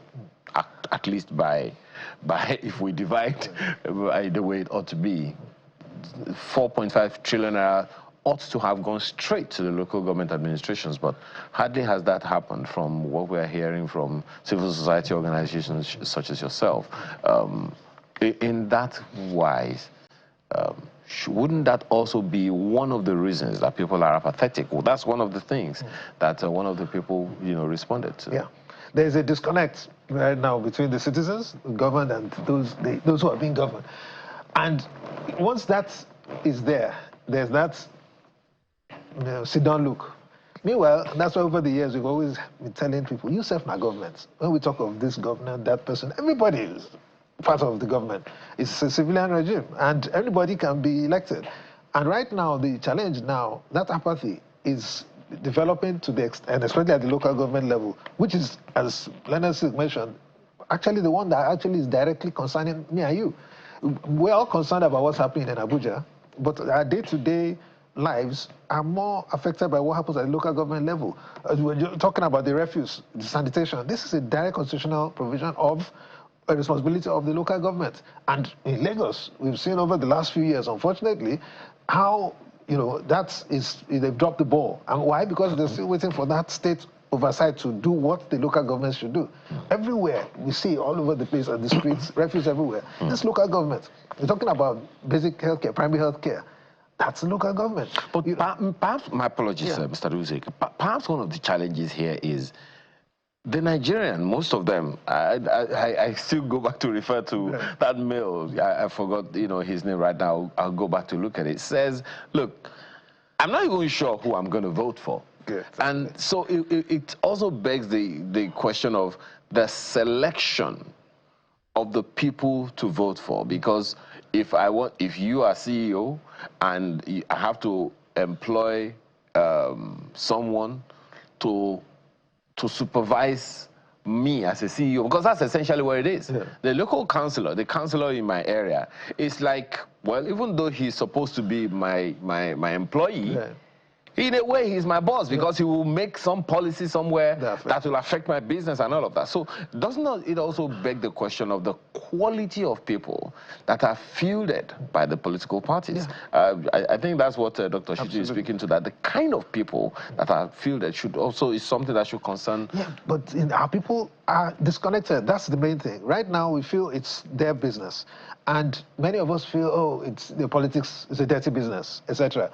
Meanwhile, like you said, that affects our day-to-day lives. And we have a situation where, unfortunately, the political class have even made it more interesting because they make you feel that your votes don't count. When we have a situation where there's no internal party democracy across the board, you know, and so even for people to even enter, normally, it's a whole, you know, process which most people are not even ready to. We have so many qualified persons in Nigeria, in Lagos, who could manage things properly. But we have this scenario, this system we've inherited, where it's like Kabbalistic, to use that, a cabal within certain parties, and it's not just the ruling party, even the opposition are not free from the same challenges we face, and we see it everywhere. So it's a mindset, and unfortunately, again, because of that disconnect from 1966, where military came in, we have not had that culture, the tradition of having strong political parties, like you see South Africa, the ANC, you know, that has been there 100 years plus. So, I mean, a president cannot just do anything, the parties can control. Here, we don't have that. And so, because of that lack of internal party democracy, many things that should not happen are happening. And everybody now just looks back because we feel whatever we the electorate, it doesn't really matter. And that apathy must stop. Education is key, political education. Anyway, National Orientation Agency, they are in 774 local governments. This is what they should be doing in collaboration with INEC and the state electoral officer, of course, they say they don't have big budgets. This is where there has to be budget because people don't really know what the local governments are doing. Okay. They don't know. And that, once they don't know, there's that disconnect that, and they all focus on Abuja, what Tinubu is doing. Okay. Comrade, my question to you is whether or not you think that the economic hardship on voters' decision to participate or disengage from the electoral process is significant. I think we have to talk more to the political parties and the people in the instance of our party now. In my intro, I said the ingredient of good governance, central to it is the way we run our democracy. And the quality of your democracy is determined by how you run your political parties. People are central to all this, the government, democracy, and the political parties. We have over I don't want to use language that will appear as if I'm not on the side of the people. But we have over pamper the role the people should be playing in all of this. In Lagos, it would be fair to say that the generalization that local government are not doing well, I think we should set Lagos aside on that in terms of performance. We've gone around. We've seen, it may not be all of them, we've seen that in Lagos there are performance by local government chairmen. There are some of them that did very well. In fact, there are institutions that I see today in Lagos that I thought it were federal structures, but I discovered that it was a state institution. So for voters apathy, we need to change our style. The decline is all over the world, but we can't wait for the rest of the world to take certain initiatives before we start following them. But there must be tacit question and tacit inducement for people to come out to vote. But it's the issue of it's not perfect. No, sir. He talked about political education. And the reason I am referring to that is it's something that we have I discussed on this station almost every day. Almost every day. The issue so what do we need today? What do we need today to tell people to come out to vote? Other than the fact that the attitude of not realizing the fact that if our country is not better, it's a shared responsibility and a shared blame. People who vote, and the people that came out to vote, in fact, the people, the elite who don't vote are the people who are more critical about the administration. So it's time we start introducing some level of tacit inducement and tacit coercion. Coercion in the sense, so let me define it. Coercion in the sense that there are certain access to government things that there must be an evidence that you are part of the civic responsibility to bring this government to power, either opposition or part of the people that get the incumbent there. There should be that establishment by INEC. And we have discussed it with INEC that, see, the part that leads to election in this country resides with you. So to that extent, it is important to also focus on not only political parties, the government, but also the people. We need to engage the government institution in such a way that people will know that it has implications if I don't vote. Okay. People will know that there's an advantage if I don't vote. Then the judiciary, our institutions, we have to be fair to them. They operate under a very difficult condition. And we must learn to build a barricade around them. We must learn to prevent other layers of government from infecting them. The judiciary in this country is operating from a very, very difficult terrain. So I agree with my friend Shitu that it's a courageous move. What you take to the court is what court bases judgment on. But we can't be taking certain things to the judiciary again, to the court again, to decide the political structure of this country. In fact, you are abusing the court by taking the matter to them. It's a structural thing. Well, you already said it's a global issue. But so let's take you're talking about party. Yes. Apathy is a global issue. Yes. So to wrap up what you are saying, you see, everyone must know right now that our prosperity is tied to our vote. Okay. And if we don't vote, we do not have that moral right after this election to say that who are these people? Okay. It's not even fair in Lagos. Dr. Shitu, in Lagos. Yes, something that he mentioned, and I think you would like to speak to. I think you made a veiled reference to it earlier. The elite class. There are many watching us right now who have never voted. Oh, they have voter cards, but they have never voted. And we drive on the streets of Lagos, and we're saying, oh, this part of Lagos is bad, that part of Lagos is bad. But then when it is time for elections, we're in our rooms looking at the drama on TV. What should we be saying to the elite today? This says 10:56. The polling booths don't close until another 4 hours. Now the question in direct reference to the elite, which includes all of us here. I don't know about that.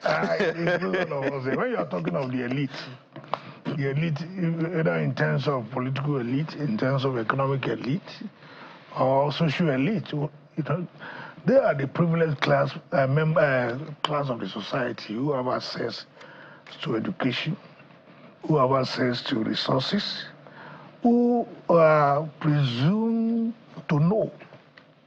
So if you know, then you must use the benefit of your knowledge to empower the society. For instance, if there is any group of people who should take the lead in terms of exercising their civic responsibility, it should be the elite. The elite have the resources, they have the knowledge, they have the awareness.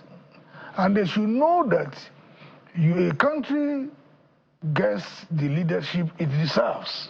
You know, if you allow the terrain, like my friend mentioned, if you disengage yourself from the process, then you allow all kinds of charlatans to take over. And then when they don't take over, then you have nobody to blame other than yourselves.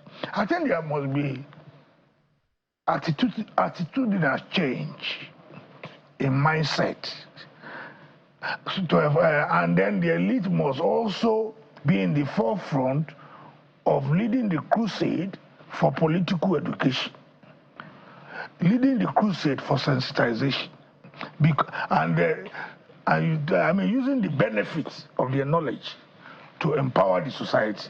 Because, for instance, if you say you don't want to take part in the process, and you are watching just the things go wrong, posterity will not exonerate us from blame.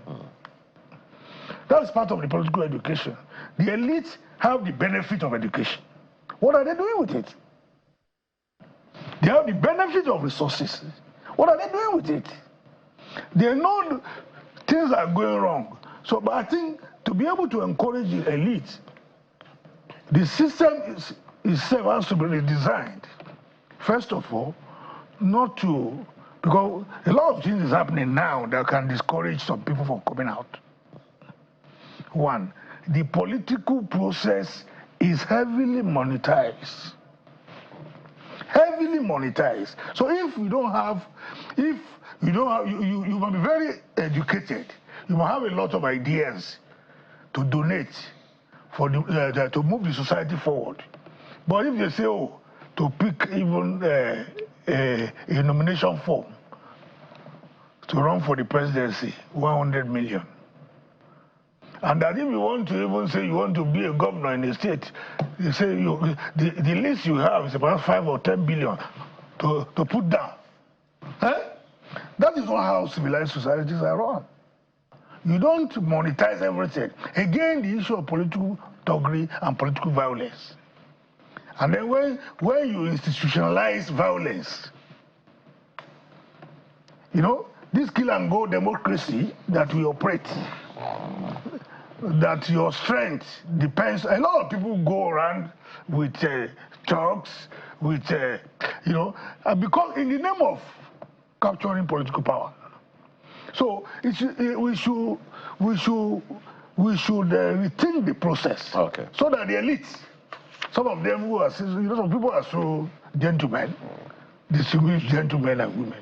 They won't come out if what you are brandishing all over the place is AK-47. It's not democracy of AK-47 that will encourage. Absolutely. They need to come out. I think we need to rethink the entire process so that people can come out, because the future of this country depends on all of us. Absolutely. And we cannot afford to sit down look while our country is on the ground. Yeah. Well, we'll take a short break. When we return, it will be our closing moments. To stay with us.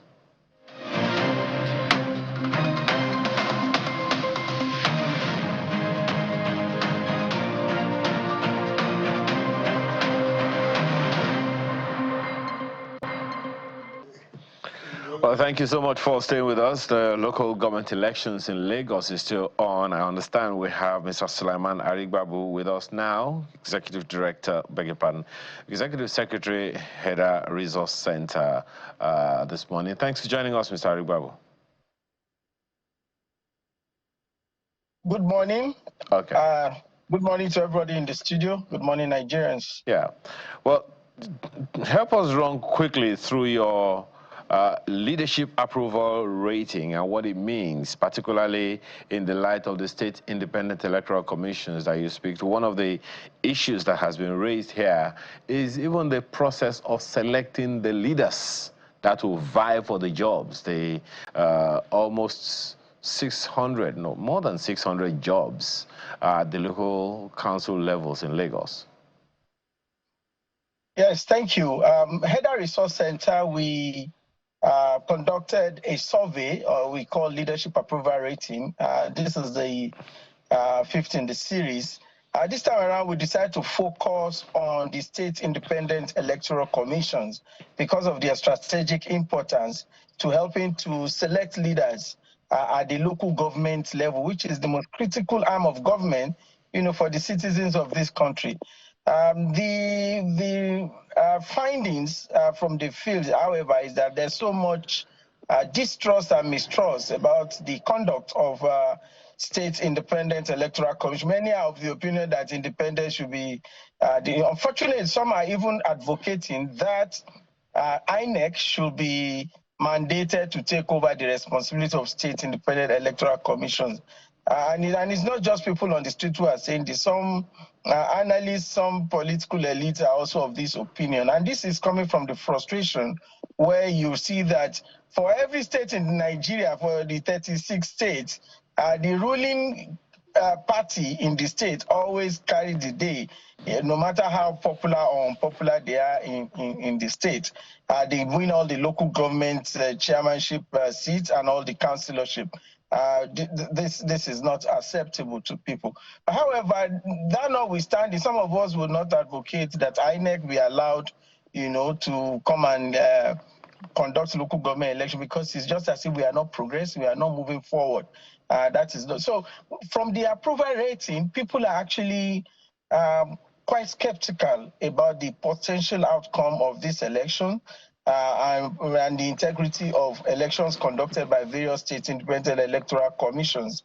And because of that, they are also not confident that they can get governance at the local government level. And if people continue not to get basic social services from their local government, they will continue to have misgivings about the country. No matter how much effort is put at the national level, if it does not translate into real action at state and local government level, then it's not going to impact on citizens. But how will this make any difference, Mr. Arigbabu, given that even in the build-up to this election we are talking about, I only noticed in most cases, I only noticed one political party on the streets. And I think at the very least, I must have been to 5 to 10 local government areas in this state in the build-up to this election of today. And I only saw one. In most cases, if you see any other, it will just be pockets of posters here and there that are hardly visible. So would we blame the State Independent Electoral Commission for that, or even the political parties themselves? So yes, the political parties have a lot of role to play in this, but the state independent electoral commissions need to show that they are not appendages of the ruling parties in their state. They need to show some independence. How do you expect them to do that? this is not about others actually not turning up. I am on the field right now. I've been going around. My colleagues are in various other local government. The political parties are contesting for this election. What LASEC needs to do is to show that there is fairness. And I can tell you that the problem goes beyond LASEC. It's a whole of society issue. As Nigerians, we need to determine what kind of electoral system we want to have at our local government level. Right now, we are not getting it right. I've been to places today and I've seen a lot of things. Some I'll further investigate before, making public. But the reality is that even we as society are not truly properly prepared to make the state independent electoral commissions truly independent in how they discharge their duties.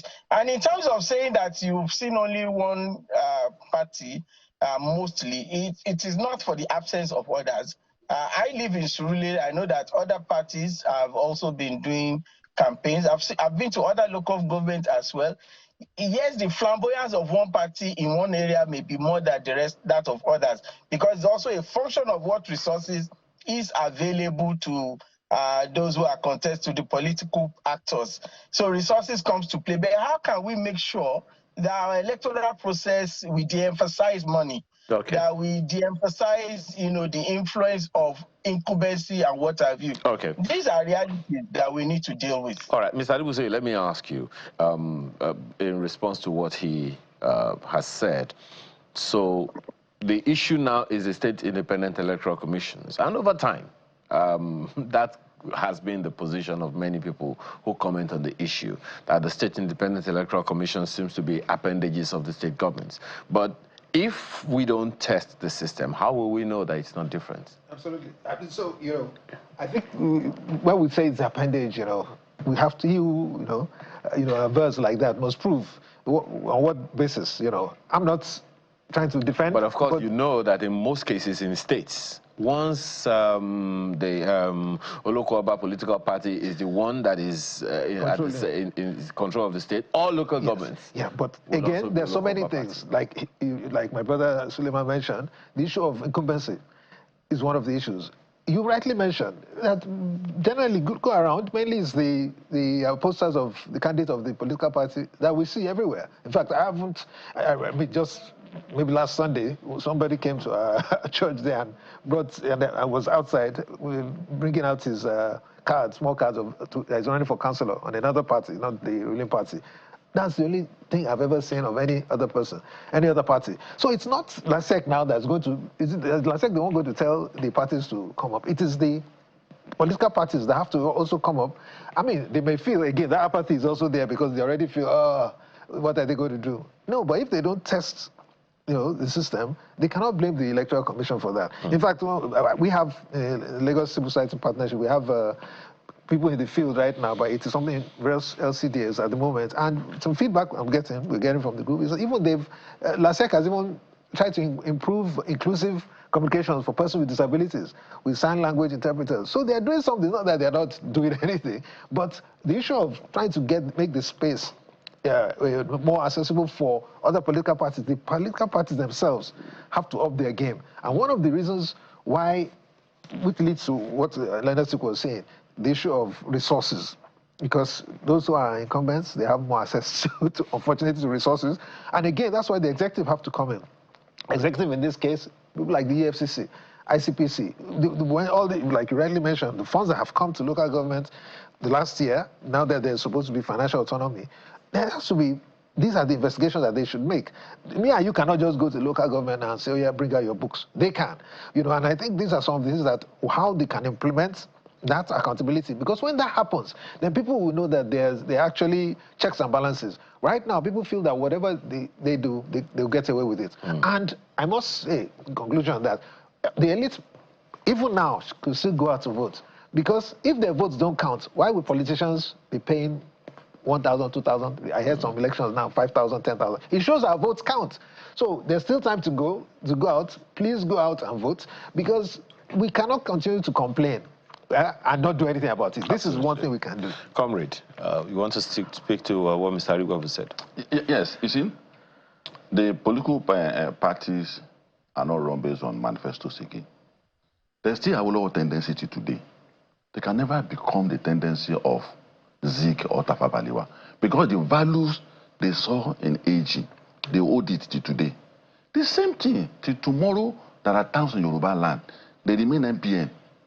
It's a manifesto that they saw in the party that gives them the inspiration that no, MPN manifesto is good. Can you imagine a Republican in America who feels that when thief comes to your house, there should be casualty on both sides? I must have access to gun. And the Democrat who felt that no, guns can't be in the hand of everybody. Or the Republican who felt that the welfare package of Democrats, there's something wrong with it. I cannot be working, you give welfare to somebody. Or Democrat who felt that all the fingers are not equal. So it's this value that drives people out to come and vote. And it's the missing link. And that's the area where INEC needs to work on. There must be a legislation where parties must be known for one particular ideology or the other. If I want to come out to vote, because in fairness to the people, based on what my learned friend has said, that if I don't see reason why I have to come out to vote, I will not come out to vote. And that's where it goes back to the elite that they have to champion it. That we need to see something in you. You need to tell us something, because election is a celebration. It's a celebration where you want to offer your followers, if you get to power, A, B, C, D. I want to offer them, so they compare. You'll be happy about it that these are alternatives. That if I do this, I will get to this. So what we need to do is to encourage INEC the more. INEC has done well, like I said, that Spanish language, 100 million people over has registered to vote. Lagos has the highest number of registered voters. As a region, is the south that has the least. Now, as a region, is the northwest that has the highest voters in terms of registration. But why do we have this kind of number where it is only 800,000 that will determine the fate of 30 million people in Lagos? You can't blame anybody. It's a shared blame. I should blame who has the highest blame now. I should blame the political parties who do not have a program that will drive people out to come and vote. Though that's not the case in Lagos, so there's something to show for voting in Lagos. So. And the people themselves, who will say that let them go and vote, whoever they put there. Then the following day, you start complaining about local government has just gotten the third one. I've seen polygamy is a crime, like all polygamy. But that's not, you can't use that to start condemning local government chairman that is a bad thing. So, in essence, what we are saying is that to make your country great, it's not about people in government. We are the supervisor. You must supervise your political parties to do the needful. You must supervise the guys in government to do the needful. And that is why I am saying that the befitting political structure for Nigeria is the direction we should be looking at. Okay. Befitting. Such that we will not be trying to make unworkable things work again. Local government chairman today, you have just given them certain certificate and they are going to abuse it. I'm expressing my expert opinion. In our own association, local government and public administration, the institute, we haven't done running battle. Who felt that Algon is right to say that you must have access to their fund? I said, no. There are ancestral lands in this country that the president has no business and don't know the history about it. A president will now come tomorrow and say, the road must pass through this place. That's wrong. A country is run by peculiarities. Okay. There are parties in UK. They are called the reigning lunatics. They contest election with the aim of losing woefully. They want to use that to prove a point that there's no crime in losing an election. There are parties that this is an ancestral home. They want to maintain the history of the culture, the value. They win it tomorrow. You now put it in the hand of the prime minister. He was going to rubbish it. So the path we are towing is dangerous. Okay. Well, as a political institution, it's dangerous. The constitutional review, another constitutional review process is on. I was there. It's a sham. Oh, okay. Already? Yes, it's a sham. Okay. All right. Dr. Shitu, I have this question for you. Forgive me if it sounds like a curveball. If we know that the local government level election is as important as it is, what are those things that you think need to be factored in to make it something that people have to come out for? Yes, I think if you really want to serve, and politics is supposed to be defined by service, if your preoccupation is to serve, then there's nothing wrong in starting your crusade from the local government level. For instance, and the scramble for the Senate, the scramble for the presidency, the scramble for governorship. As an accountant, as a journalist, as a lawyer, as an engineer, all kinds of professionals, we should make our services available. No, what I'm asking, apologies, maybe let me rephrase. What reforms, in your opinion, do you think would help make the local government elections, particularly in Lagos, more competitive, more transparent, and more engaging for the public? Well, we've mentioned some of the reforms. Beyond reforms, I think what we need to change if we want to make the local government more effective is our attitude. Attitude is everything. That's the first thing. Attitude that we decide, you and I decide to make the local government system to work. But we can't legislate attitude, can we? No, but even if you legislate and you put laws in place, these laws will be run by human beings. You understand me? For instance, there are people who are saying that what is wrong with our country is the defect in our constitution, and that we need to have a brand new constitution. There's our advocacy. But what I've said so, but that yes, even if you have a brand new constitution, and we have people who don't have a democratic mindset running their affairs, it still doesn't add up to anything. So I think what we need to change is our democratic attitude. Attitude to know that because to run a democracy, you must be prepared to be a Democrat.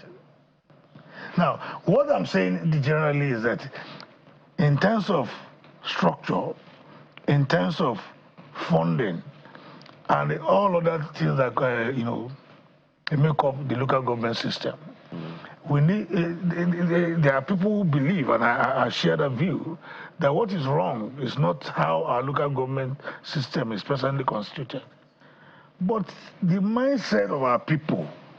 Everything. Who run this local government? The same thing a comrade said the other time about the people. Yes. But I'll still stay with you. Mm-hmm. Now that we know that it's a people issue. Yes. And you said something the other time that every society gets the kind of governance it deserves. Yes. Because you're probably putting it as something for our attitude. What can be done today? I know that you have been advocating. I'm not sure if there is anyone watching us right now who has decided to get out and go and vote simply because they have heard you speak and made an appeal to the elites. But what do you think can be done as we speak to make things better? Any better? Well, if you want one word for it, political education, political education. Political education. I think that is a missing link.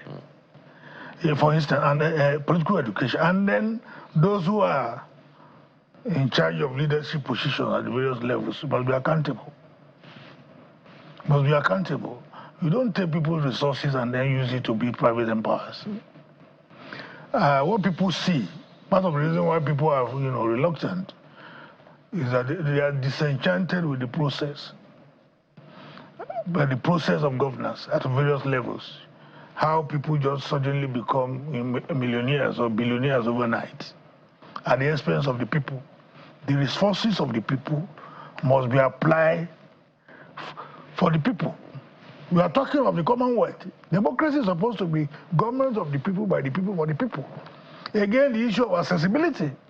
Our leaders only patronize the people during the period of elections. They come out with all kinds of incentives to get the people's vote. Once they are elected, they are disenchanted from the people. Access of the people to them becomes like illusory. It should change.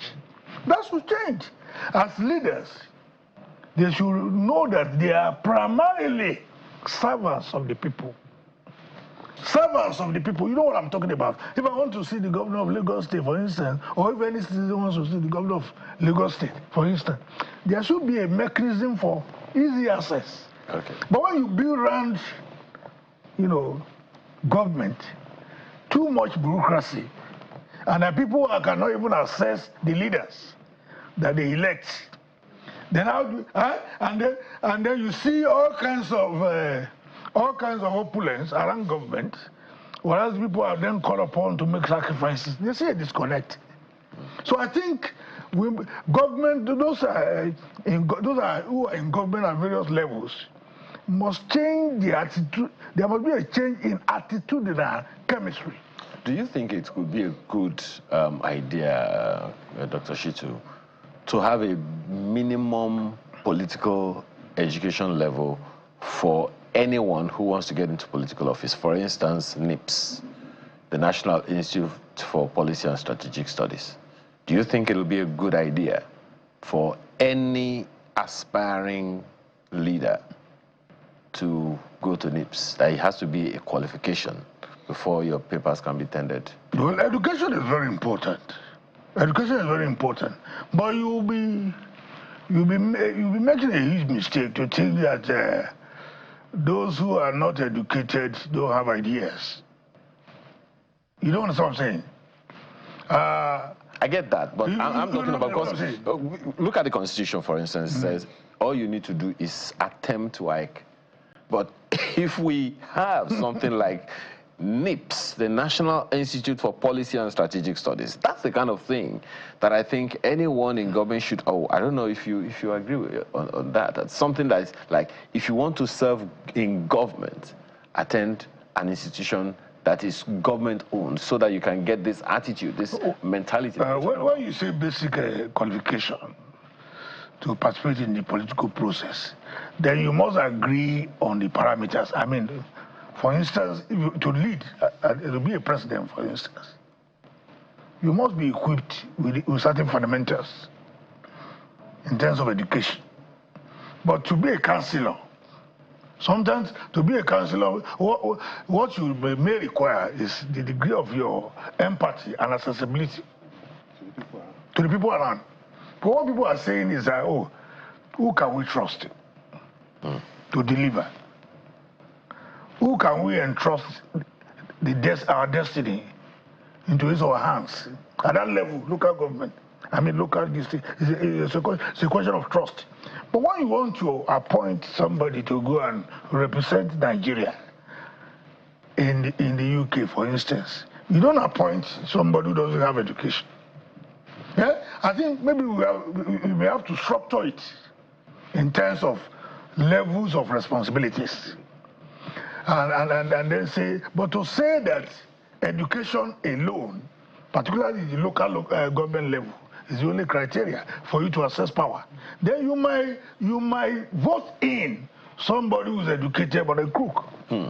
Interesting. Well, Comrade made a statement the other time, Mr. Adebuse, and Festus Akimboyewa seems to be agreeing with him. I don't know if you want to comment on this statement from Festus Akimboyewa, who says, local governments contribute immensely to UK's economy. Nigeria will not make good progress until we have strong, functional, and incorruptible local governments across Nigeria. Everybody agrees on that.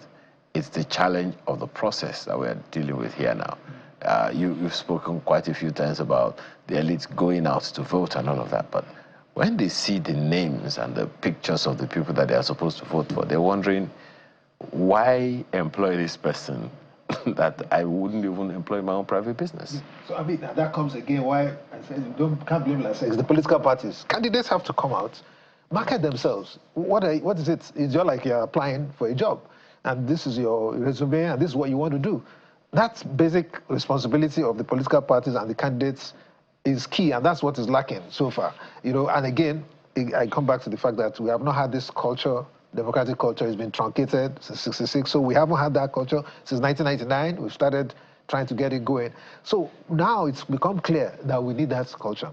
I disagree with NIPS because we should, until we find out whether those who went to NIPS, how have they done in the public space? Have they been, less corrupt? Have they been efficient? And like Leonard Silk said, for the local government, and please, those who haven't gone out, please still go out to vote. There's many hours left because it makes a lot of difference, even if your candidate doesn't win. But it shows that it will also keep them on their toes when they know that, wow, so there are other persons who could have won. And because one part of the challenge we face now is that many of the political leaders, especially at local government level, they are beholden to political party leaders. So they're not really so, beholden to the electorate. It's their party leaders first.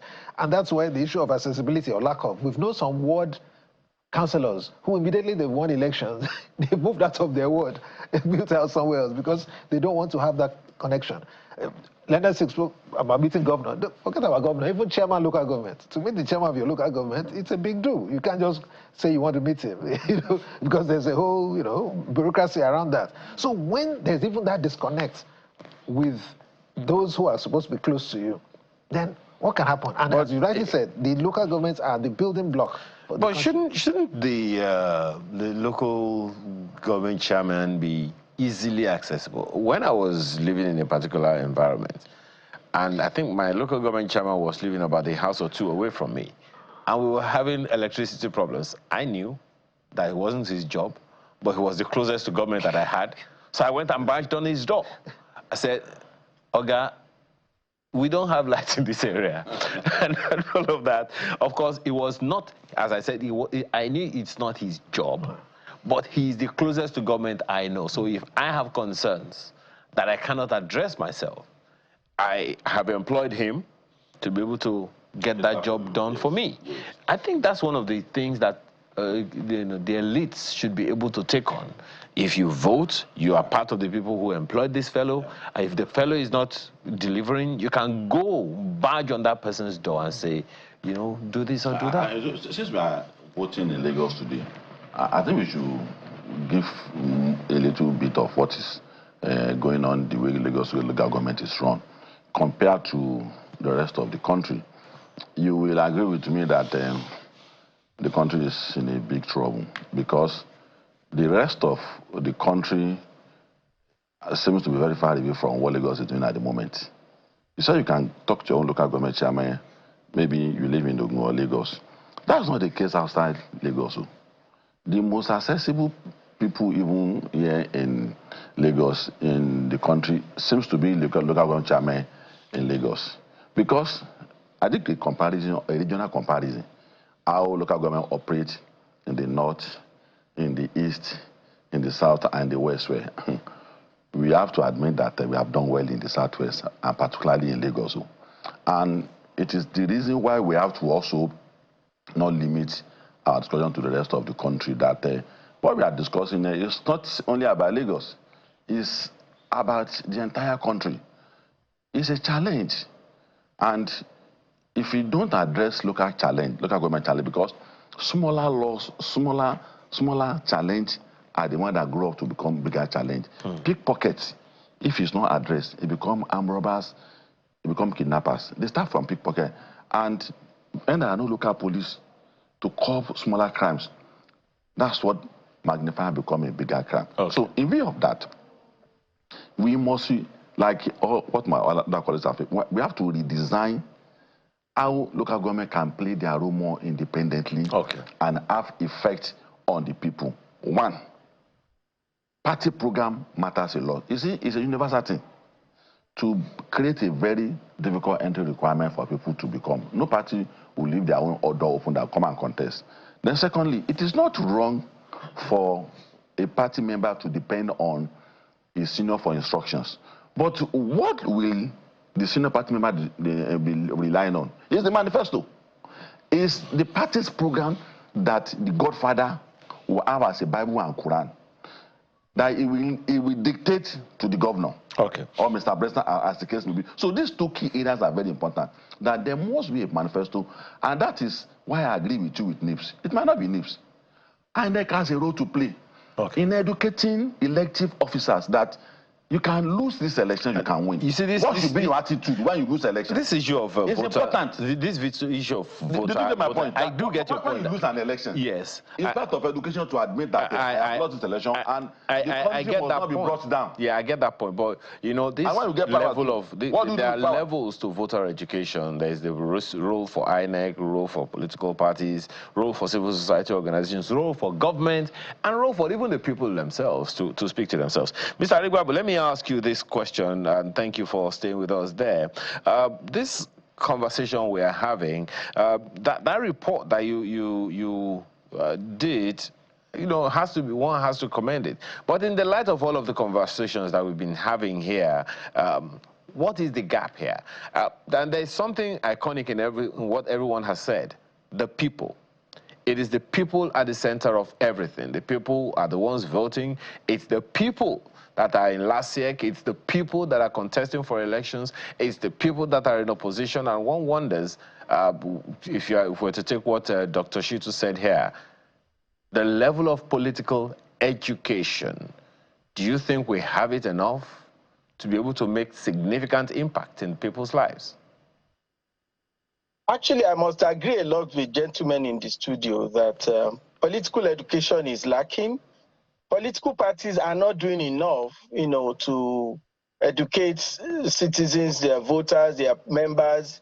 But you see, beyond this, and bringing it back to the ongoing exercise in Lagos, and also linking it with an important issue that have been raised in the studio, that is the constitutional review exercise that is ongoing. So part of the proposal for review in the Constitution is a section talking about internal party democracy, where they are proposing now that internal party democracy should be restricted to internal party mechanisms for resolution. That is, if I contest in the primaries of a party and I feel aggrieved, I can only explore internal party conflict resolution mechanisms within the party. I cannot go to court. Now that's problematic. There is also a proposal that, okay, when two persons contest an election and one person is declared winner and the other person feels aggrieved and approach the tribunal and is able to establish their case at the tribunal that indeed there has been a misplacement of justice, that the tribunal cannot right the wrong, can only at best call for a by-election. You see, these are some of the provisions that will further deepen mistrust in the process. These are some of the situations that will cause for people to resort to self-help. These are some of the things that will make people believe that the winner takes all and there's nothing they can do to effect change. So it is important. And also there are other reforms that needs to happen, which is part of your conversation in the studio. For instance, having gone around, I see that LASEC indeed, in most of the places that I've been to and from the report of my colleagues, they are not using, I've not seen BVN anywhere. Now you then ask yourself, all the progress we have made in terms of our electoral process, BVN stands out as one of the most significant reform that we have achieved that is helping the process. But it's not being deployed for local government elections. Yet, these local government elections rely on INEC registers, relies on INEC units and ward delineations. But we are not using the BVN that INEC has improved. Mr. Arigwa, I apologize. I think you mean beavers. Yes, pardon me. I think I'm broke. Maybe I need money. Yes, I mean beavers, please. The biometric voter accreditation system. You know, it's not being deployed. So what we see in all the places we have gone to is manual checking. Now, there are, you see, because I can come from the field and say things are going on well. Yes, indeed. Yes, the voters are not turning out enough. Maybe they still will. There's no sign of violence. Everything is cool and calm. But will all of that amount to saying that the integrity of this process is healthy? I think not. I think a lot of things needed to have been done before today by the State Independent Electoral Commission, in this case last year, by political parties, and also by the government. So a lot of these have not been in place. I've been to places, for instance, now, and we've seen that, okay, the people who are deployed as electoral officers, who is taking charge of their welfare? These are questions. That's another issue altogether. Someone has said that, in Kubunere now, the weather has been clement, but I've gotten a report from maybe Eredo, for instance, that there's been rain this morning and that's disturbed the early starting up. So I'm looking at where I am now and I'm thinking, what if the rain starts now? Where are these people going to go to? All right, well, let's have some corroboration. My apologies, Mr. Rugbabu. Let's have some corroboration of that or refutal of it from our correspondent, Olu Phillips, who is already who's been on the fields all day. Olu, so any latest? I'm sure you've been around a few places since we spoke.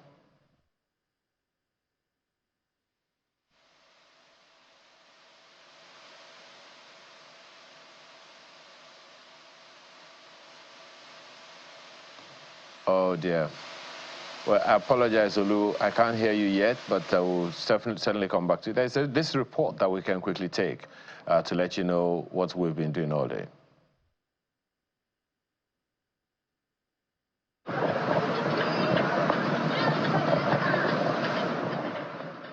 It's local government election day. Empty roads, closed shops and barricades in compliance with the Lagos State government's restriction order.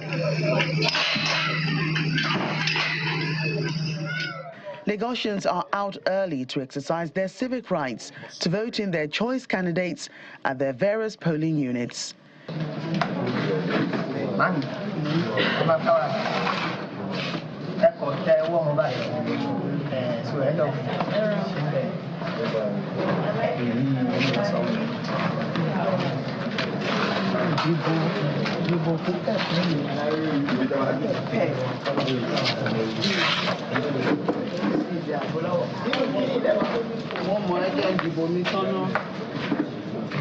At St. Stephen Nursery and Primary School at Adele, Lagos Island East, voting commences at exactly 8 a.m.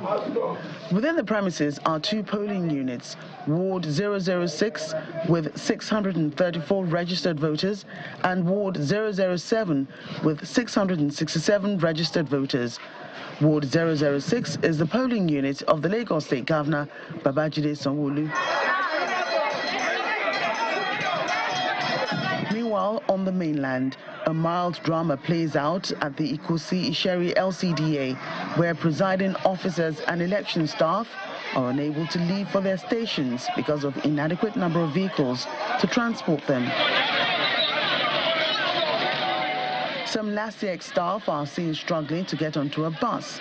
A few hang from the door.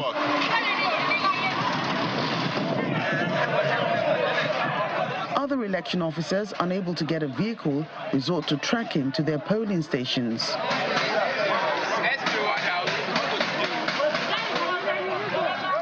Meanwhile, voting is also ongoing at the Gbajabiamila polling unit in Surulere local government area. Well, we are normally, not because of the little crowd we have here, we are supposed to be on the queue. And we follow that order, that queue order, one at a time. And at the same time, we are going to be giving preferences to some people. Before voters cast their ballot, LASIK officials brief them on what's expected.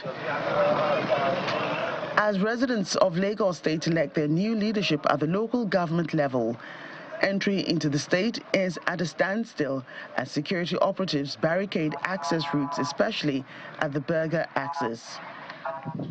The local government election is taking place in 20 local government councils, as well as 37 local council development areas, where 57 chairmanship and 376 councillorship positions are up for grabs. All right, so that's a summary of what's been going on all day.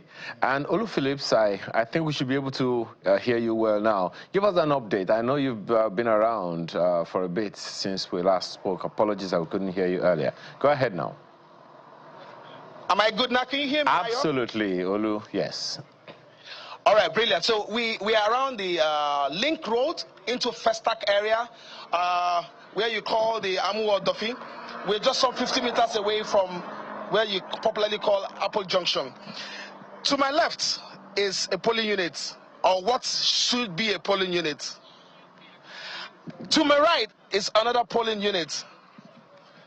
Ayo, can I tell you what? Can I tell Nigerians this? There are no LASIK officials here up to this moment. No sign, nothing to show that voting is going to happen here. So far, there are no indications. And I've got a lot of people agitating here who wants to vote. Some party members, some ordinary Nigerians who just want to cast their civic responsibility by voting. They're not able to do that, and they won't let me go until they speak to my camera. So I'm going to just call one of them who has been agitating. What exactly is going on? What's going on? It's crazy. There's no LASEC is not here. Nobody's coming out to vote. Everybody is scared. So when you came at first, I was like, I want to protect my people, and I'm sorry for that, for just attacking you and all that. I'm sorry. So respect to you, respect to the crew, brother. I'm sorry. Likewise. So what I want to say is that I want people to come outside and vote, protect their vote. That's why we are here. So there's no way they can come outside. LASEC is not here. Why do you think voters are scared of coming out here? APC scared them. Voting suppression, they scared them. They scared them to hell. A lady came outside from this estate. She was like, why there's nobody here? This is that. She went inside back because of APC. Just hang on. Let me also talk to someone who's wearing a badge. This is okay. You're party supervisor. I'm the party chairman for this area, and I've gone around. It's very shameful for LASEC. All of this area, this is Labour's party stronghold. There is no LASEC official on ground. This is almost 12 o'clock in the morning, and there is no single LASEC officer on ground. This is Schofield area. There's a polling unit here. There's another polling unit here. Those people standing, are they party members or who? No, those who want to vote? They are voters over there. They are all voters. Come over. Let's see your voters card. Can you just come? No, can you just come over, please? Let's just see your voters card. You want us to come to you? All right, we come to you. Let's go. Ayo, let's take the microphone to them. This is what we do. Let's go.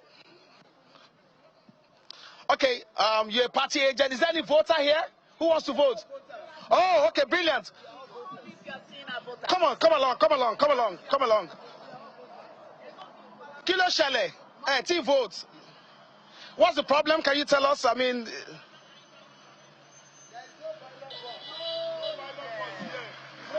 LASEC officers, they did not bring any ballot box here. I don't know. So we are still waiting. We'll be here since 7 o'clock. It's like we are not seeing any sign of them, and people are waiting to cast their votes, but they are not around. That's the man waving his voters. Can I see your voter card? Have you voted? What's the challenge? No, LASEC officers, nothing to vote. No ballot box. Single ballot box. Everywhere 7 o'clock. I'm PDP party agent. We are expecting the ballot box. Up to now, there's no ballot box. Definitely, there's no election here. Ayo, there isn't so much I can say. The pictures and the videos say it all. And if officials from LASEC, if you need to do an ad hoc quick arrangement to send your staff to this area, based on what we are seeing here, I think that's the most, that's the least that could be done, so that these people do not feel disenfranchised. Ayo, can you re-echo this for us, please? Well, definitely will happen, but if we're having this challenge at Amuodofin, Olu, I wonder what's happening in Ekpe, what's happening in Badagry right now. But thank you for your reporting. I know you'll give us more before, in no distant future. But now, with this that you have said now, Olu, one wonders who we should be speaking to now. Actually, maybe should even be speaking to the state governor. But hey, today he's just a voter himself. But we have a track of him at the polling booth. All right, thank you very much. I would just imagine.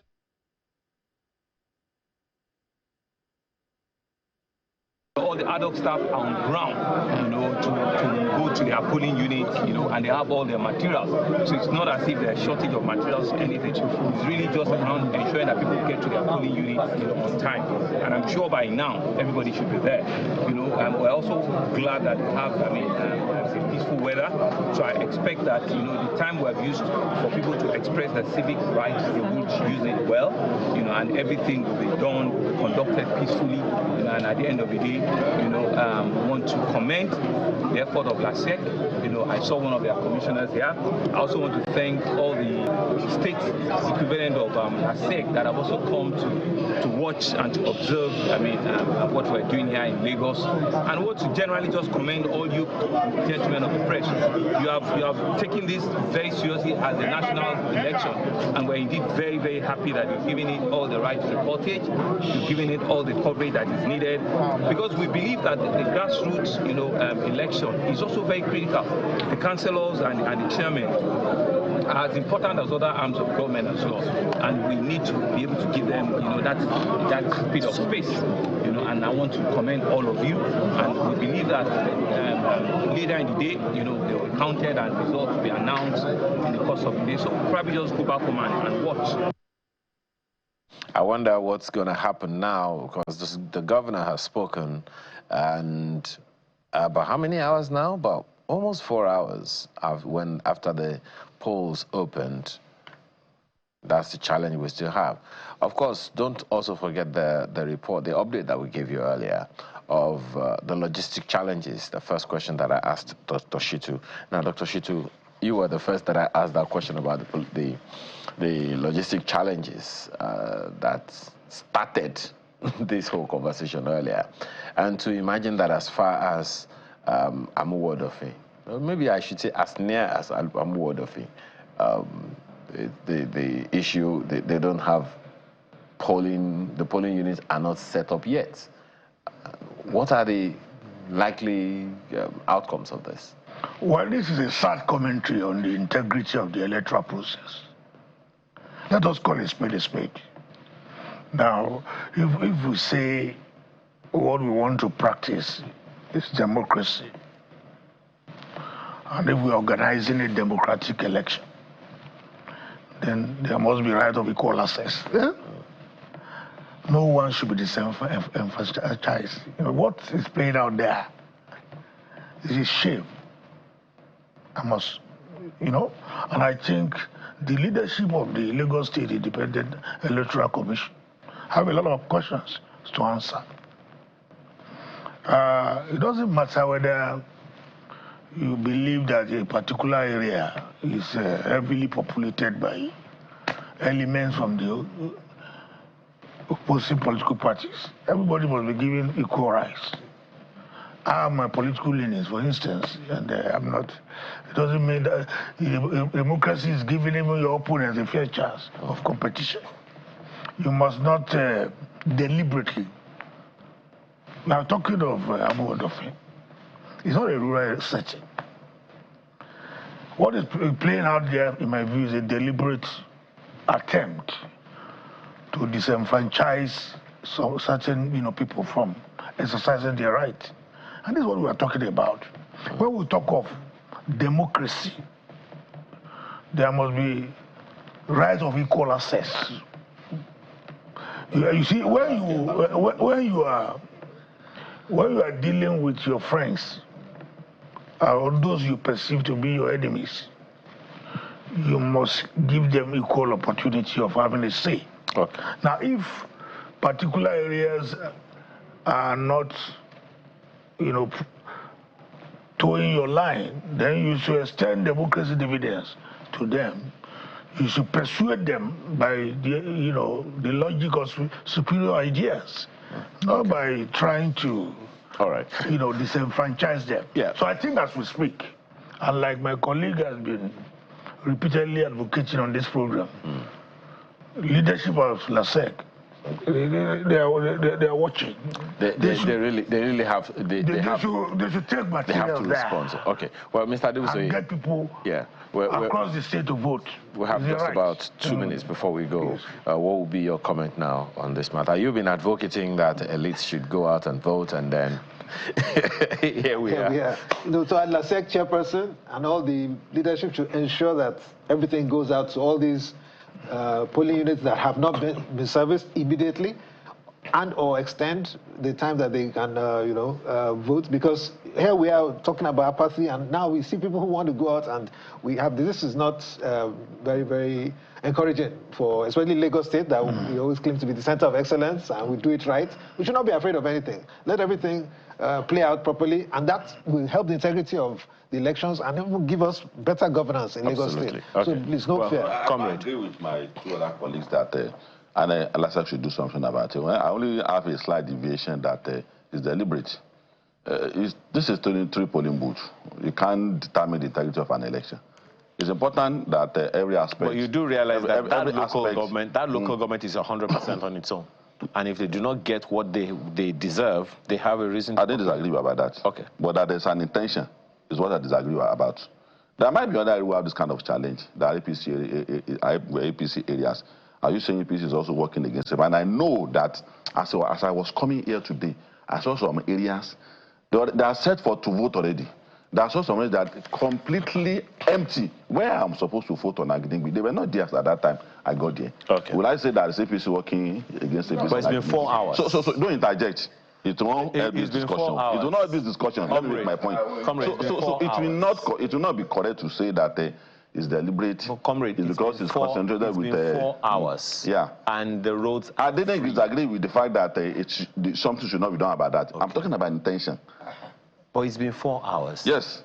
Logistics at times. I work as a logistics officer, and I know there might be challenges. It's not really banal. I know they're supposed to be there. All right.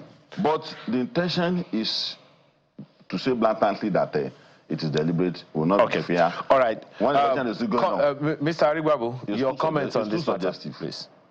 Nobody's... Just a second. Suggestive and inciting. Let me just clarify. No, it's suggestive and inciting. Nobody is saying... No, it's suggestive and inciting. No. Just say that it's deliberate. Dr. Shitu, gentlemen. Mr. Shitu, beg your pardon. Mr. Arigbabu, please go ahead. Yes, thank you very much. It's important to take note of the report from the field by your correspondent.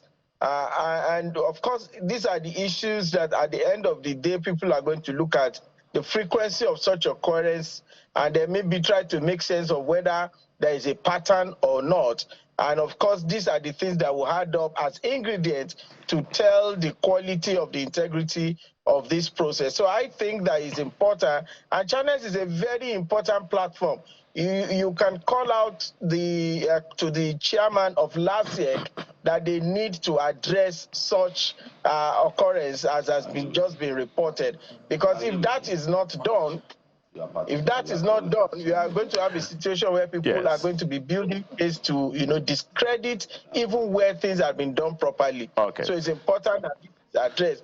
And these are the things that will determine whether people continue to trust the electoral process or not. It's unfortunate that such things should happen, but I think there's still time, to address it. And I hope that this is not it. Absolutely. Thank you so much, Mr. Sulaiman Arigbabu, Executive Secretary, Head Resource Center. We appreciate your time this morning on the program, as well as Comrade Razak Olukoba, co-convener, Committee for the Defense of People's Mandate. Thank you for your time. We also thank you, Mr. Ayo Adebusoye, who is the chairman, Lagos Civil Society Participation for Development, as well as Dr. Wahab Shitu, Senior Advocate of Nigeria. Thank you so much for your time and your thoughts this morning. Thank you so much for the privilege of being a part of your morning this beautiful Saturday. We segue into the newsroom to give you an update and, of course, continuing coverage of the local council elections in Lagos. I'm Aya Makinde. Enjoy the rest of your weekend.